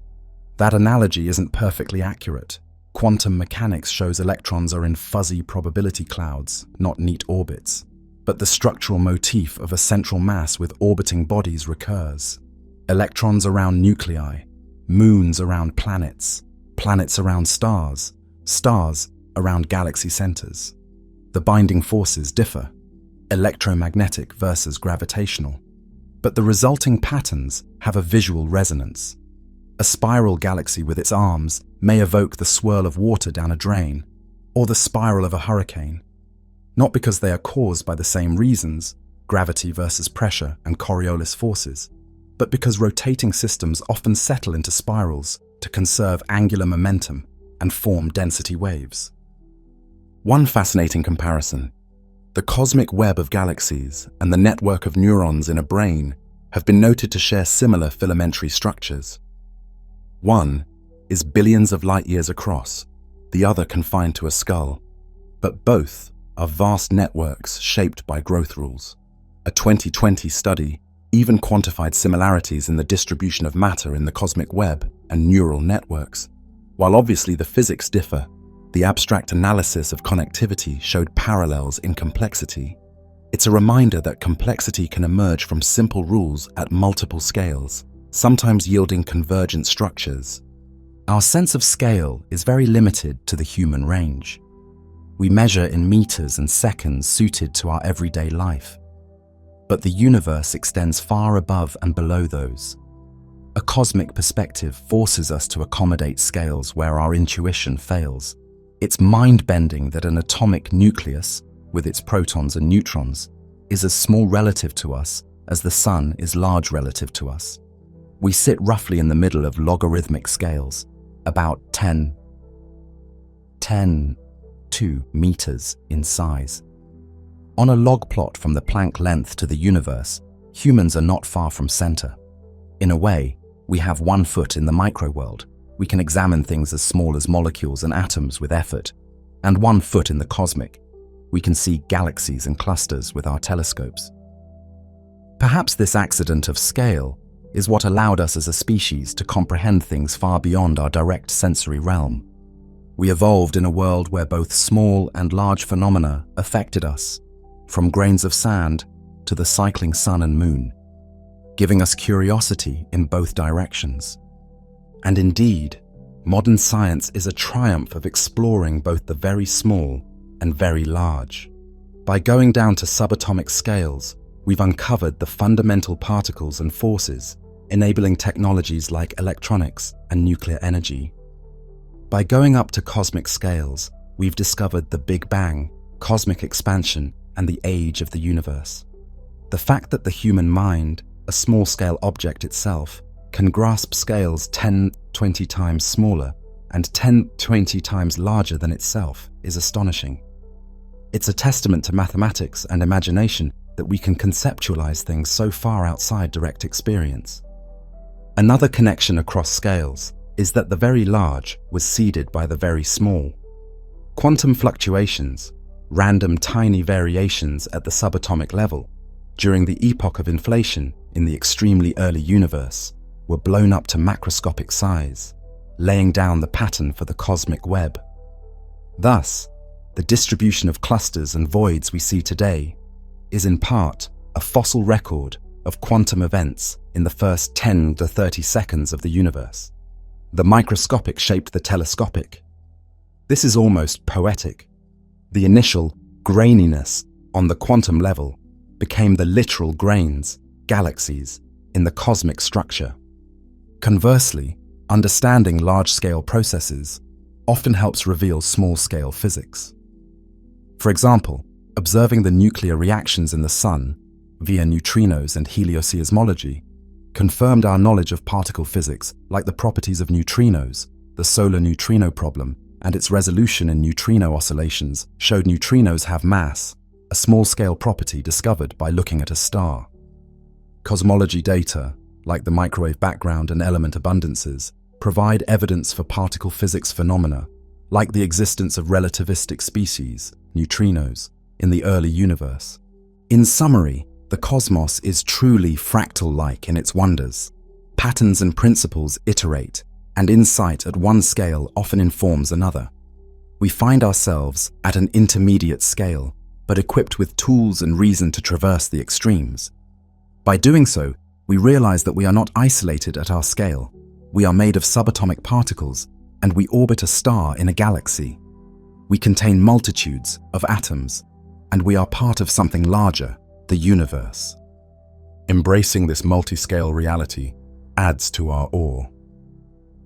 The next time you hold a salt crystal, consider that within its tiny cubic structure lies a microcosm of electromagnetic forces and quantum rules, not entirely unlike the gravitational lattice of galactic clusters spanning millions of light years.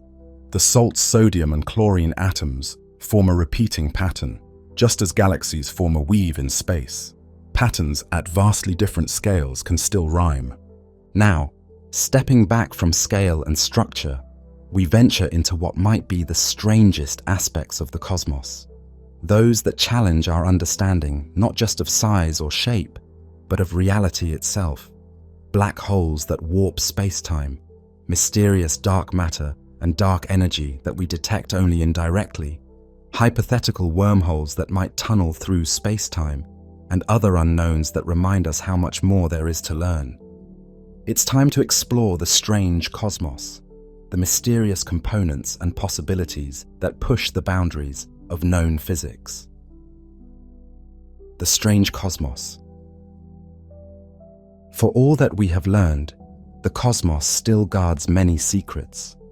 In fact, the more we've discovered, the more we've realized how much lies in darkness, hidden from direct perception. The night sky we see, with its stars and galaxies, is only a thin slice of reality. The rest is filled with mysteries, unseen matter and energy, space-time oddities, cosmic phenomena that challenge our intuition.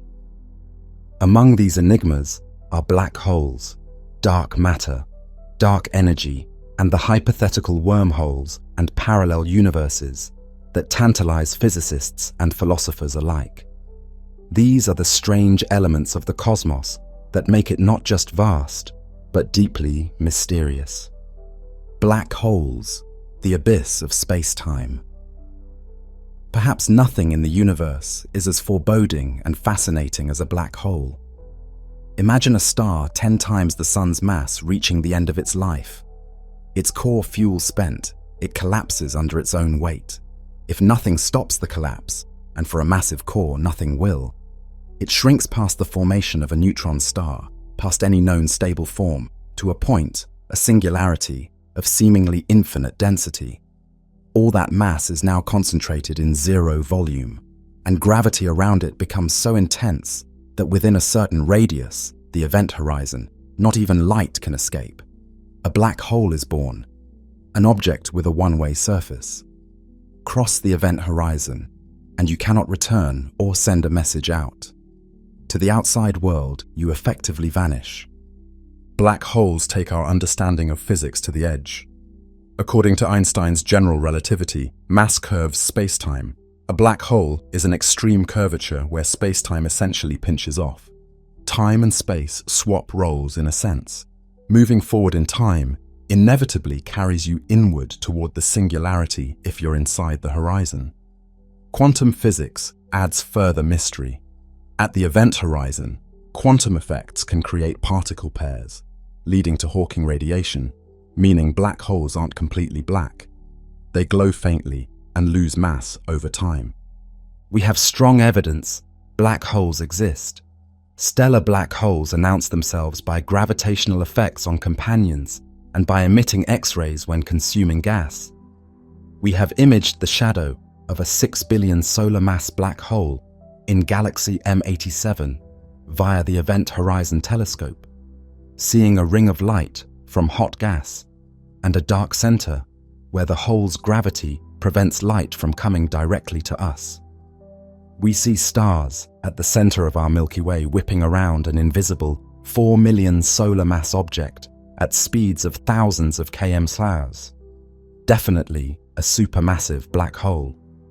So black holes are not just theoretical. They are out there. Commonplace, in fact. Every large galaxy likely has one, and many stellar remnants become black holes.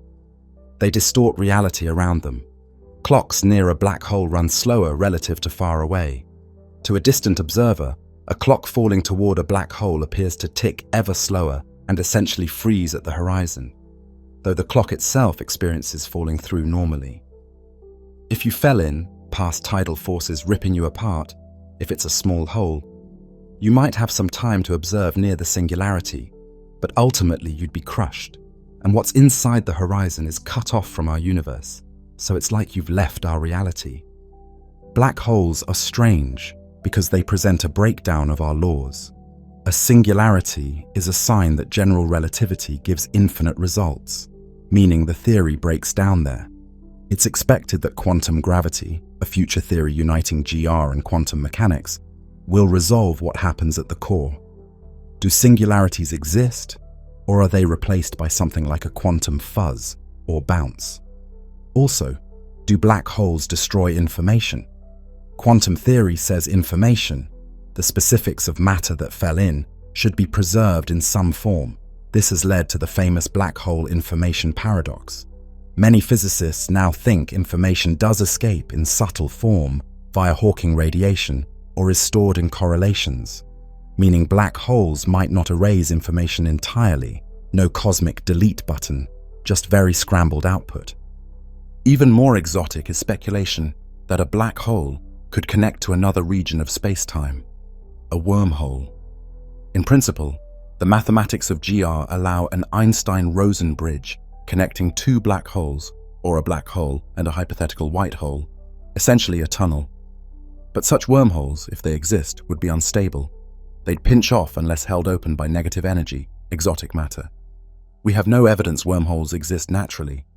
They might be purely theoretical or require technology far beyond us to stabilize.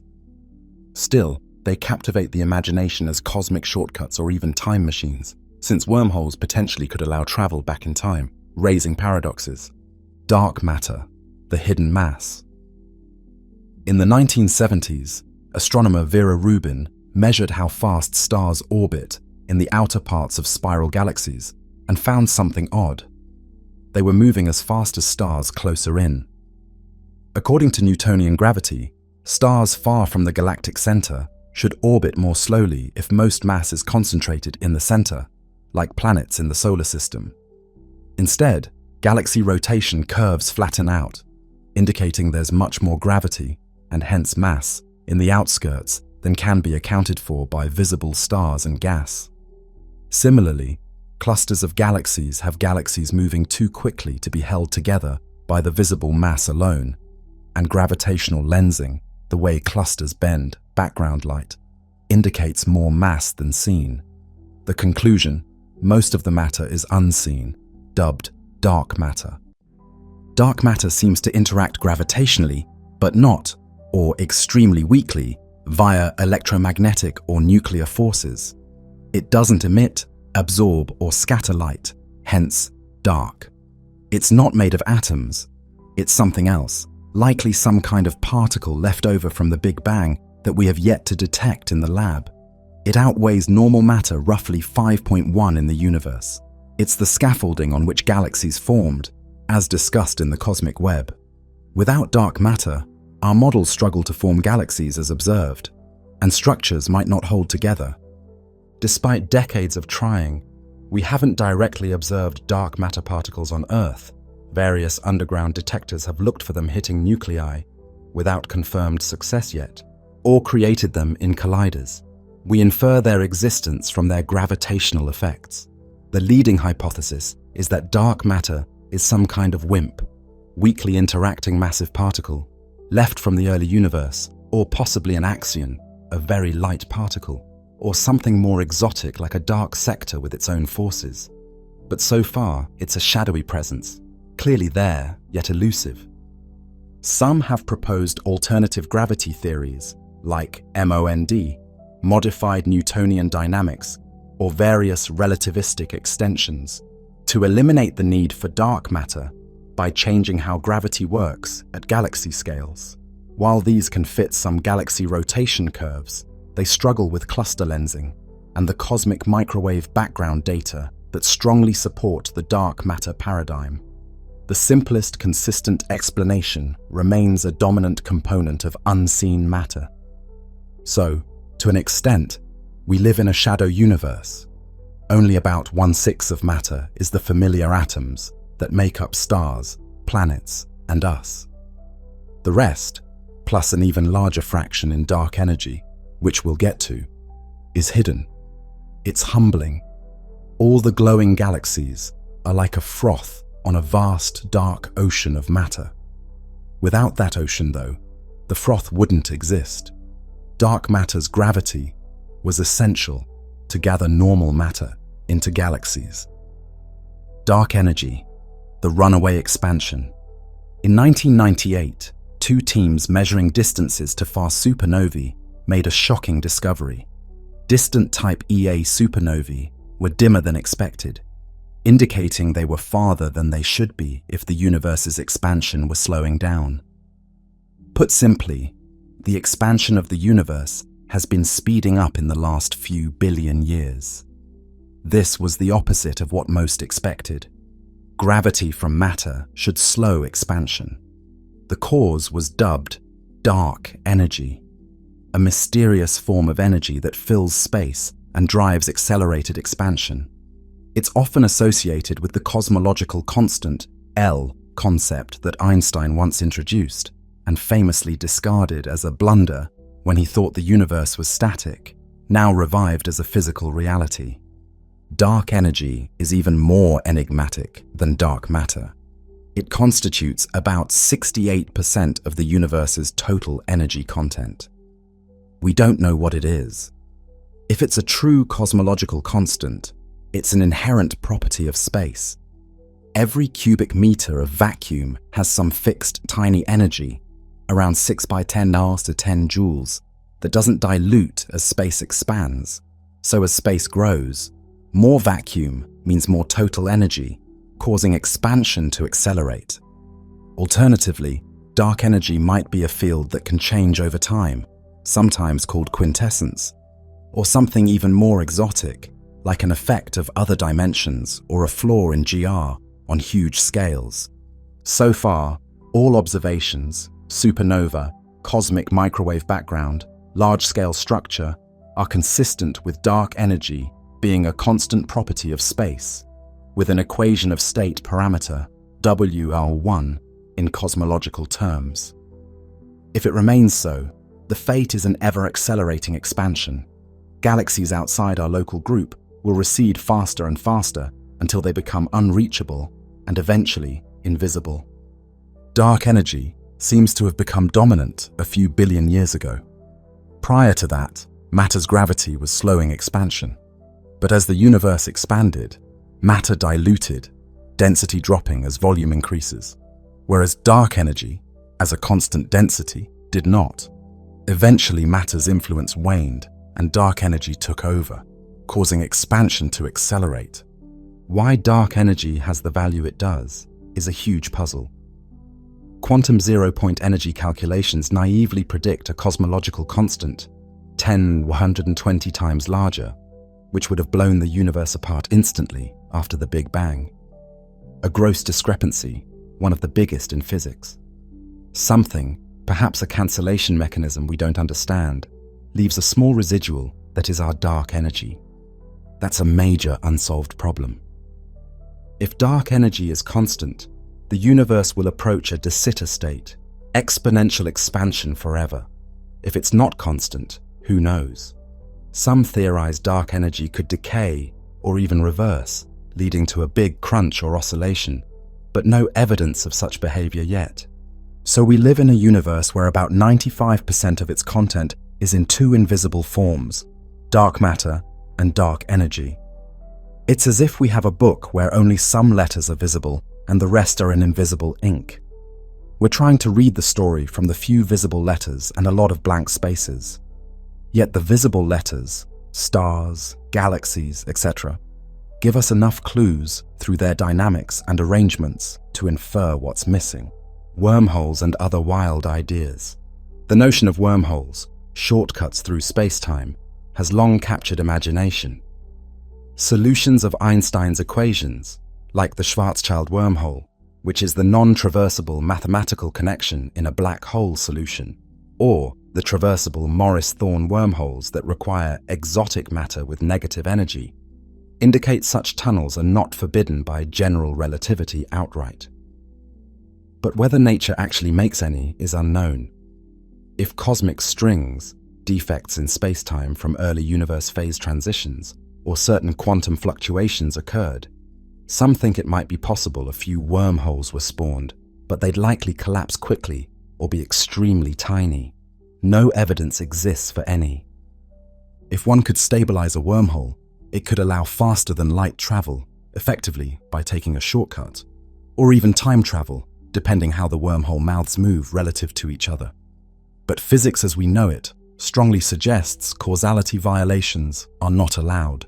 Time travel leads to paradoxes, though closed, time-like curves can exist in theory.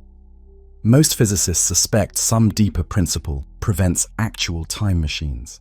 Another wild idea: maybe our whole universe is a patch inside a larger multiverse, where other universes have different physical constants or particles.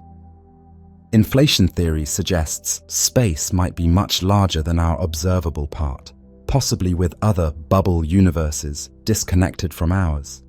If so, maybe constants like gravity's strength or protons' mass could vary in those bubbles. That could partially explain why our constants are tuned for life, anthropic selection from many universes. But this remains speculative and arguably untestable. We can't observe other universes if they're truly disjoint. Some signatures like colliding bubble universes might imprint something in our cosmic background, but none clearly seen. It might be that what we call constants of nature are not fixed in space-time either.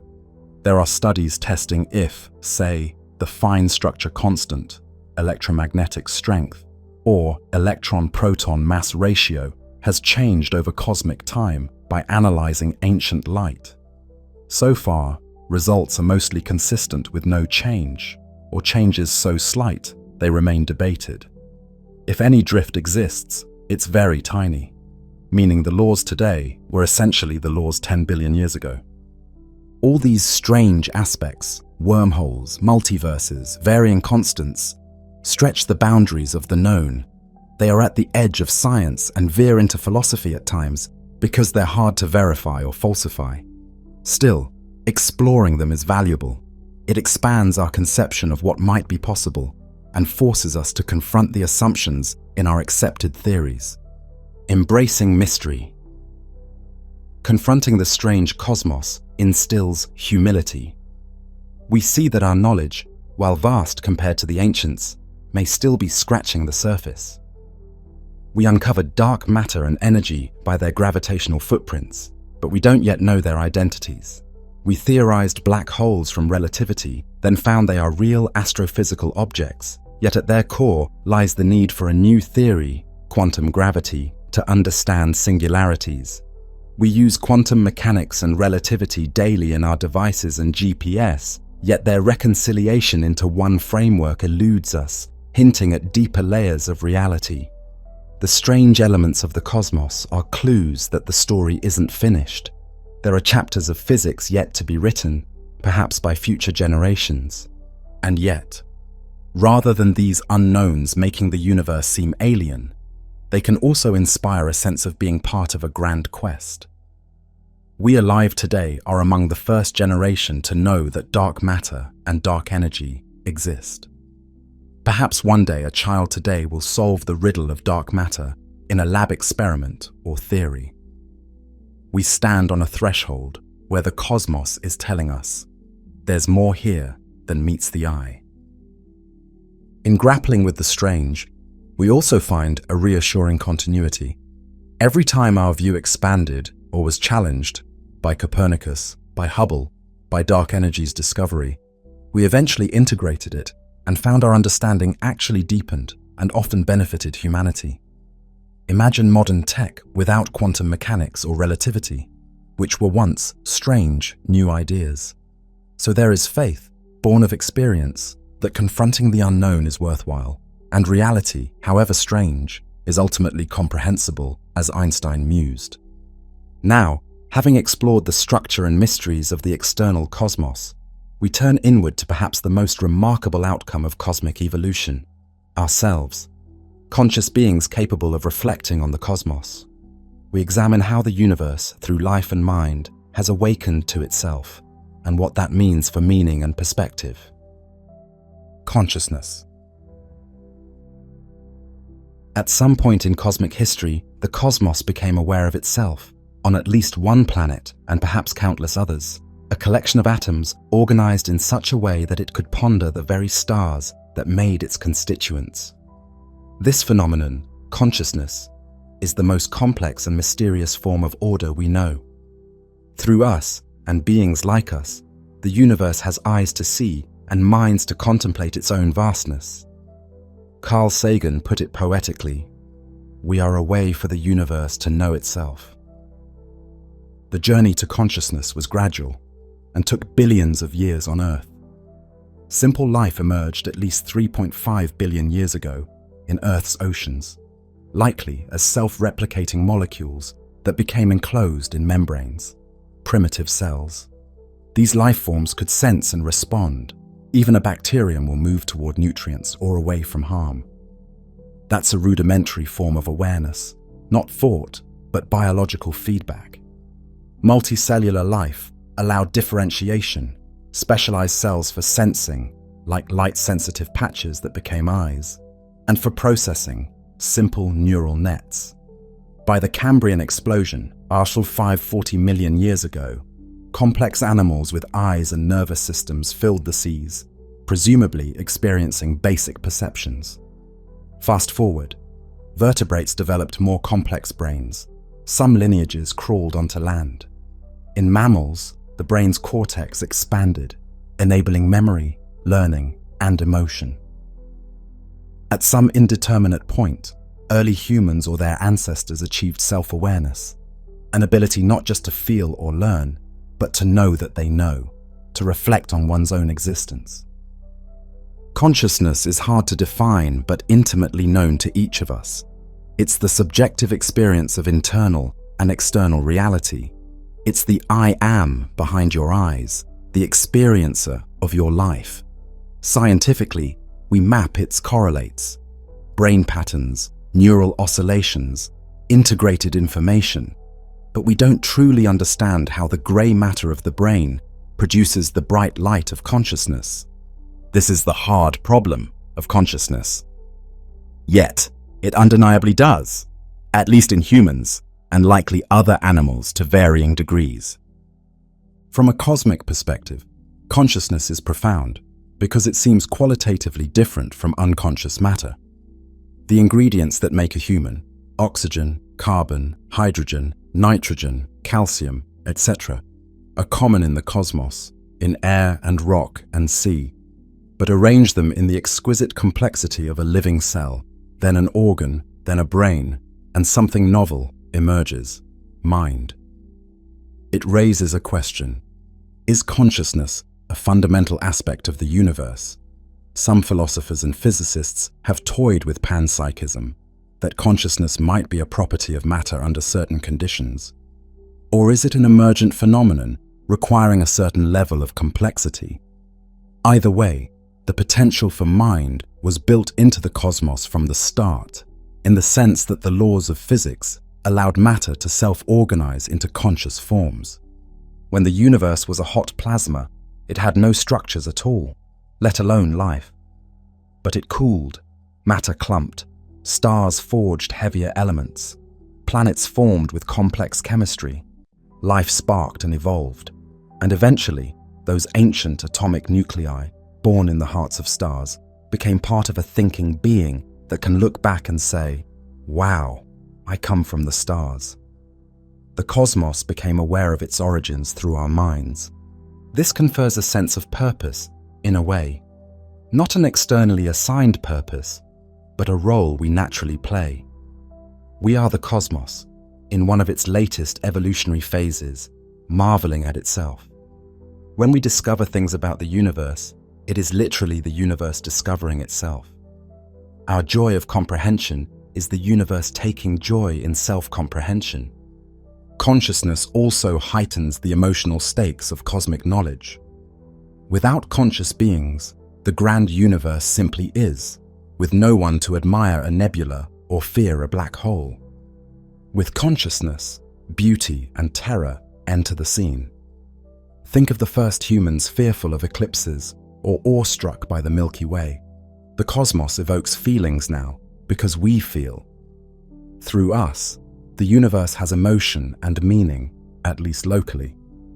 A nebula is not objectively beautiful, but we find it so, giving aesthetic dimension to existence that wouldn't exist without minds. Many scientists and philosophers suspect life and possibly consciousness might not be unique to Earth.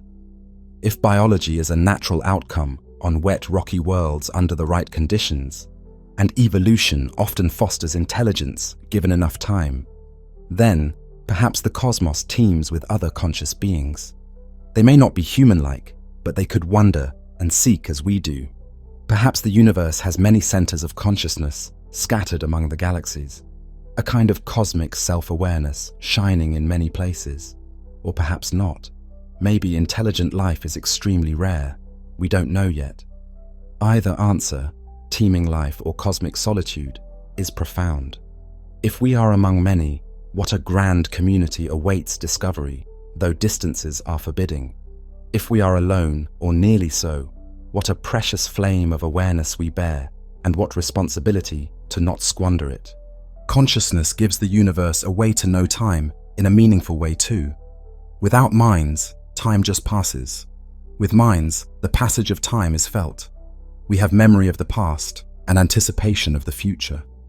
We seek patterns and thus uncover cosmic history, like figuring out the Big Bang, and cosmic future, heat death or other fates.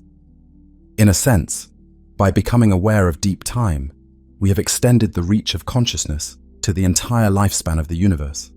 Mentally, we travel to the beginning and to hypothetical ends. The universe through us can contemplate its entire existence, almost like how we as individuals reflect on our own lives. There is also a contemplative aspect. Many find that recognizing we are the universe coming to consciousness can be spiritually meaningful. It collapses the divide between me and world. In a cosmic sense, the distinction is indeed arbitrary. We're made of the world and return to it.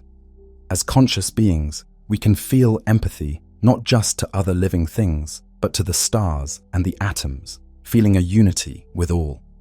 Some spiritual traditions echo this scientific truth. We are one with the universe. As we move forward, conscious of our conscious role, we might ask, what next for the cosmos and consciousness?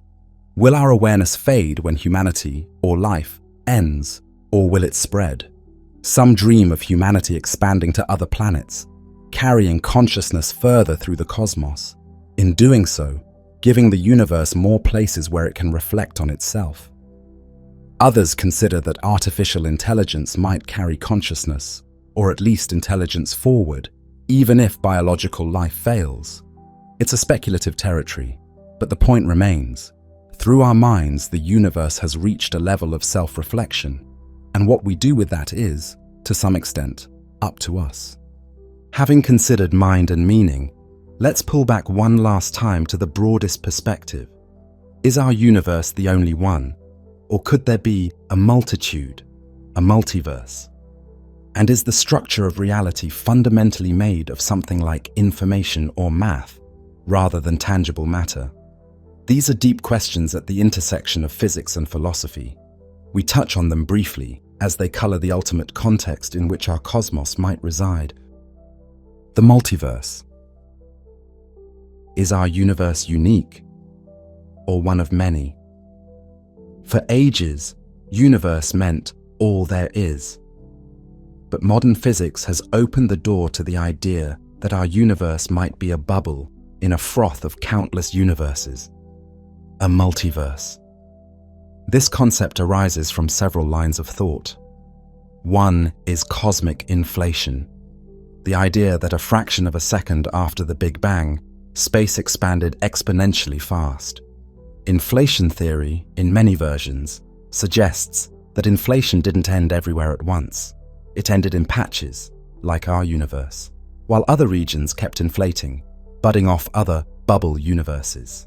If eternal inflation is correct, our universe may be one domain among an indefinitely large, possibly infinite number of domains, each a universe in its own right, with potentially different properties. Another motivator is fine-tuning. We observe that certain fundamental constants, like the strength of electromagnetism or the dark energy density, have values in a narrow range that allows complexity, galaxies, stars, life, to exist. It's puzzling why they have just those life-permitting values. One possible explanation is the anthropic principle combined with a multiverse. If indeed many universes exist with varying constants, we naturally find ourselves in one of the minority that by chance has the right conditions for observers, because only such universes get observers. It's like we shouldn't be surprised to live on Earth rather than on Jupiter. Only Earth had the proper conditions for our kind of life. Similarly, maybe only a small fraction of universes have viable physics for any form of complexity, and of course, we must be in one of those. If the multiverse idea is true, reality is much bigger than we can see. Our observable cosmos, the 93 billion light-year bubble of space we can currently observe, would be just a tiny patch in an inconceivably vast inflating space that contains other bubbles beyond our horizon. We cannot directly communicate with or travel to those other universes. Space between us and them is still inflating, or they're causally disconnected. But their existence would answer some otherwise intractable why questions by essentially saying everything happens somewhere. We see what we see because those conditions are necessary for us to exist. In some multiverse scenarios, the basic laws might differ. Perhaps one universe has a slightly stronger, strong force, which might mean no hydrogen, all protons fuse into heavier elements quickly, or a slightly weaker electromagnetic force. Maybe stars can't form because fusion won't ignite. There might even be universes with different numbers of spatial dimensions or different particle types. The possibilities are vast in principle. We don't know if physical constants can vary like that. But string theory, for instance, predicts a landscape of possible vacuum states with different properties, and eternal inflation could populate different regions with different vacuum states, hence different constants and particle physics. It's almost a philosophical question. Are these other universes real if we can never observe them? Some say if a theory that predicts them also robustly predicts things we can observe, and the theory is validated, then we must accept whatever else it entails, like unseen universes. Others argue that non-disprovable entities are not within science's remit. Currently, the multiverse is a hypothesis, intriguing, sometimes seemingly implied by theories but not confirmed. Parallel to the cosmological multiverse is the idea from quantum mechanics of the many worlds interpretation, that every quantum event that has multiple outcomes, electron goes left or right, spawns branches of reality for each outcome. In that view, all possible histories consistent with quantum probabilities play out in a vast branching of universes. This is a different beast than the inflationary multiverse. These universes occupy the same space but in different quantum branches, rather than separate bubbles of space. But interestingly, both ideas paint a picture of numerous alternate realities. If both were true, it could be an unimaginably enormous collection of universes, bubble universes, each with internal branching quantum worlds. These ideas challenge our notion of uniqueness. It might make one feel small. Not only are we one tiny planet in a vast universe, but our entire universe might be one grain of sand on an endless cosmic shore. But one can also find it empowering. If indeed our universe is rare enough to permit life, how lucky we are to experience it. If universes are countless, then the creative potential of reality is truly without limit. Whatever can happen will happen somewhere, perhaps many times over. One might ask, how does multiverse thinking affect daily life or meaning? Perhaps not much. True or not, it doesn't change the tangible universe we interact with. But it adds another layer to the grand perspective, maybe even our entire cosmic cosmos, a journey through space and time.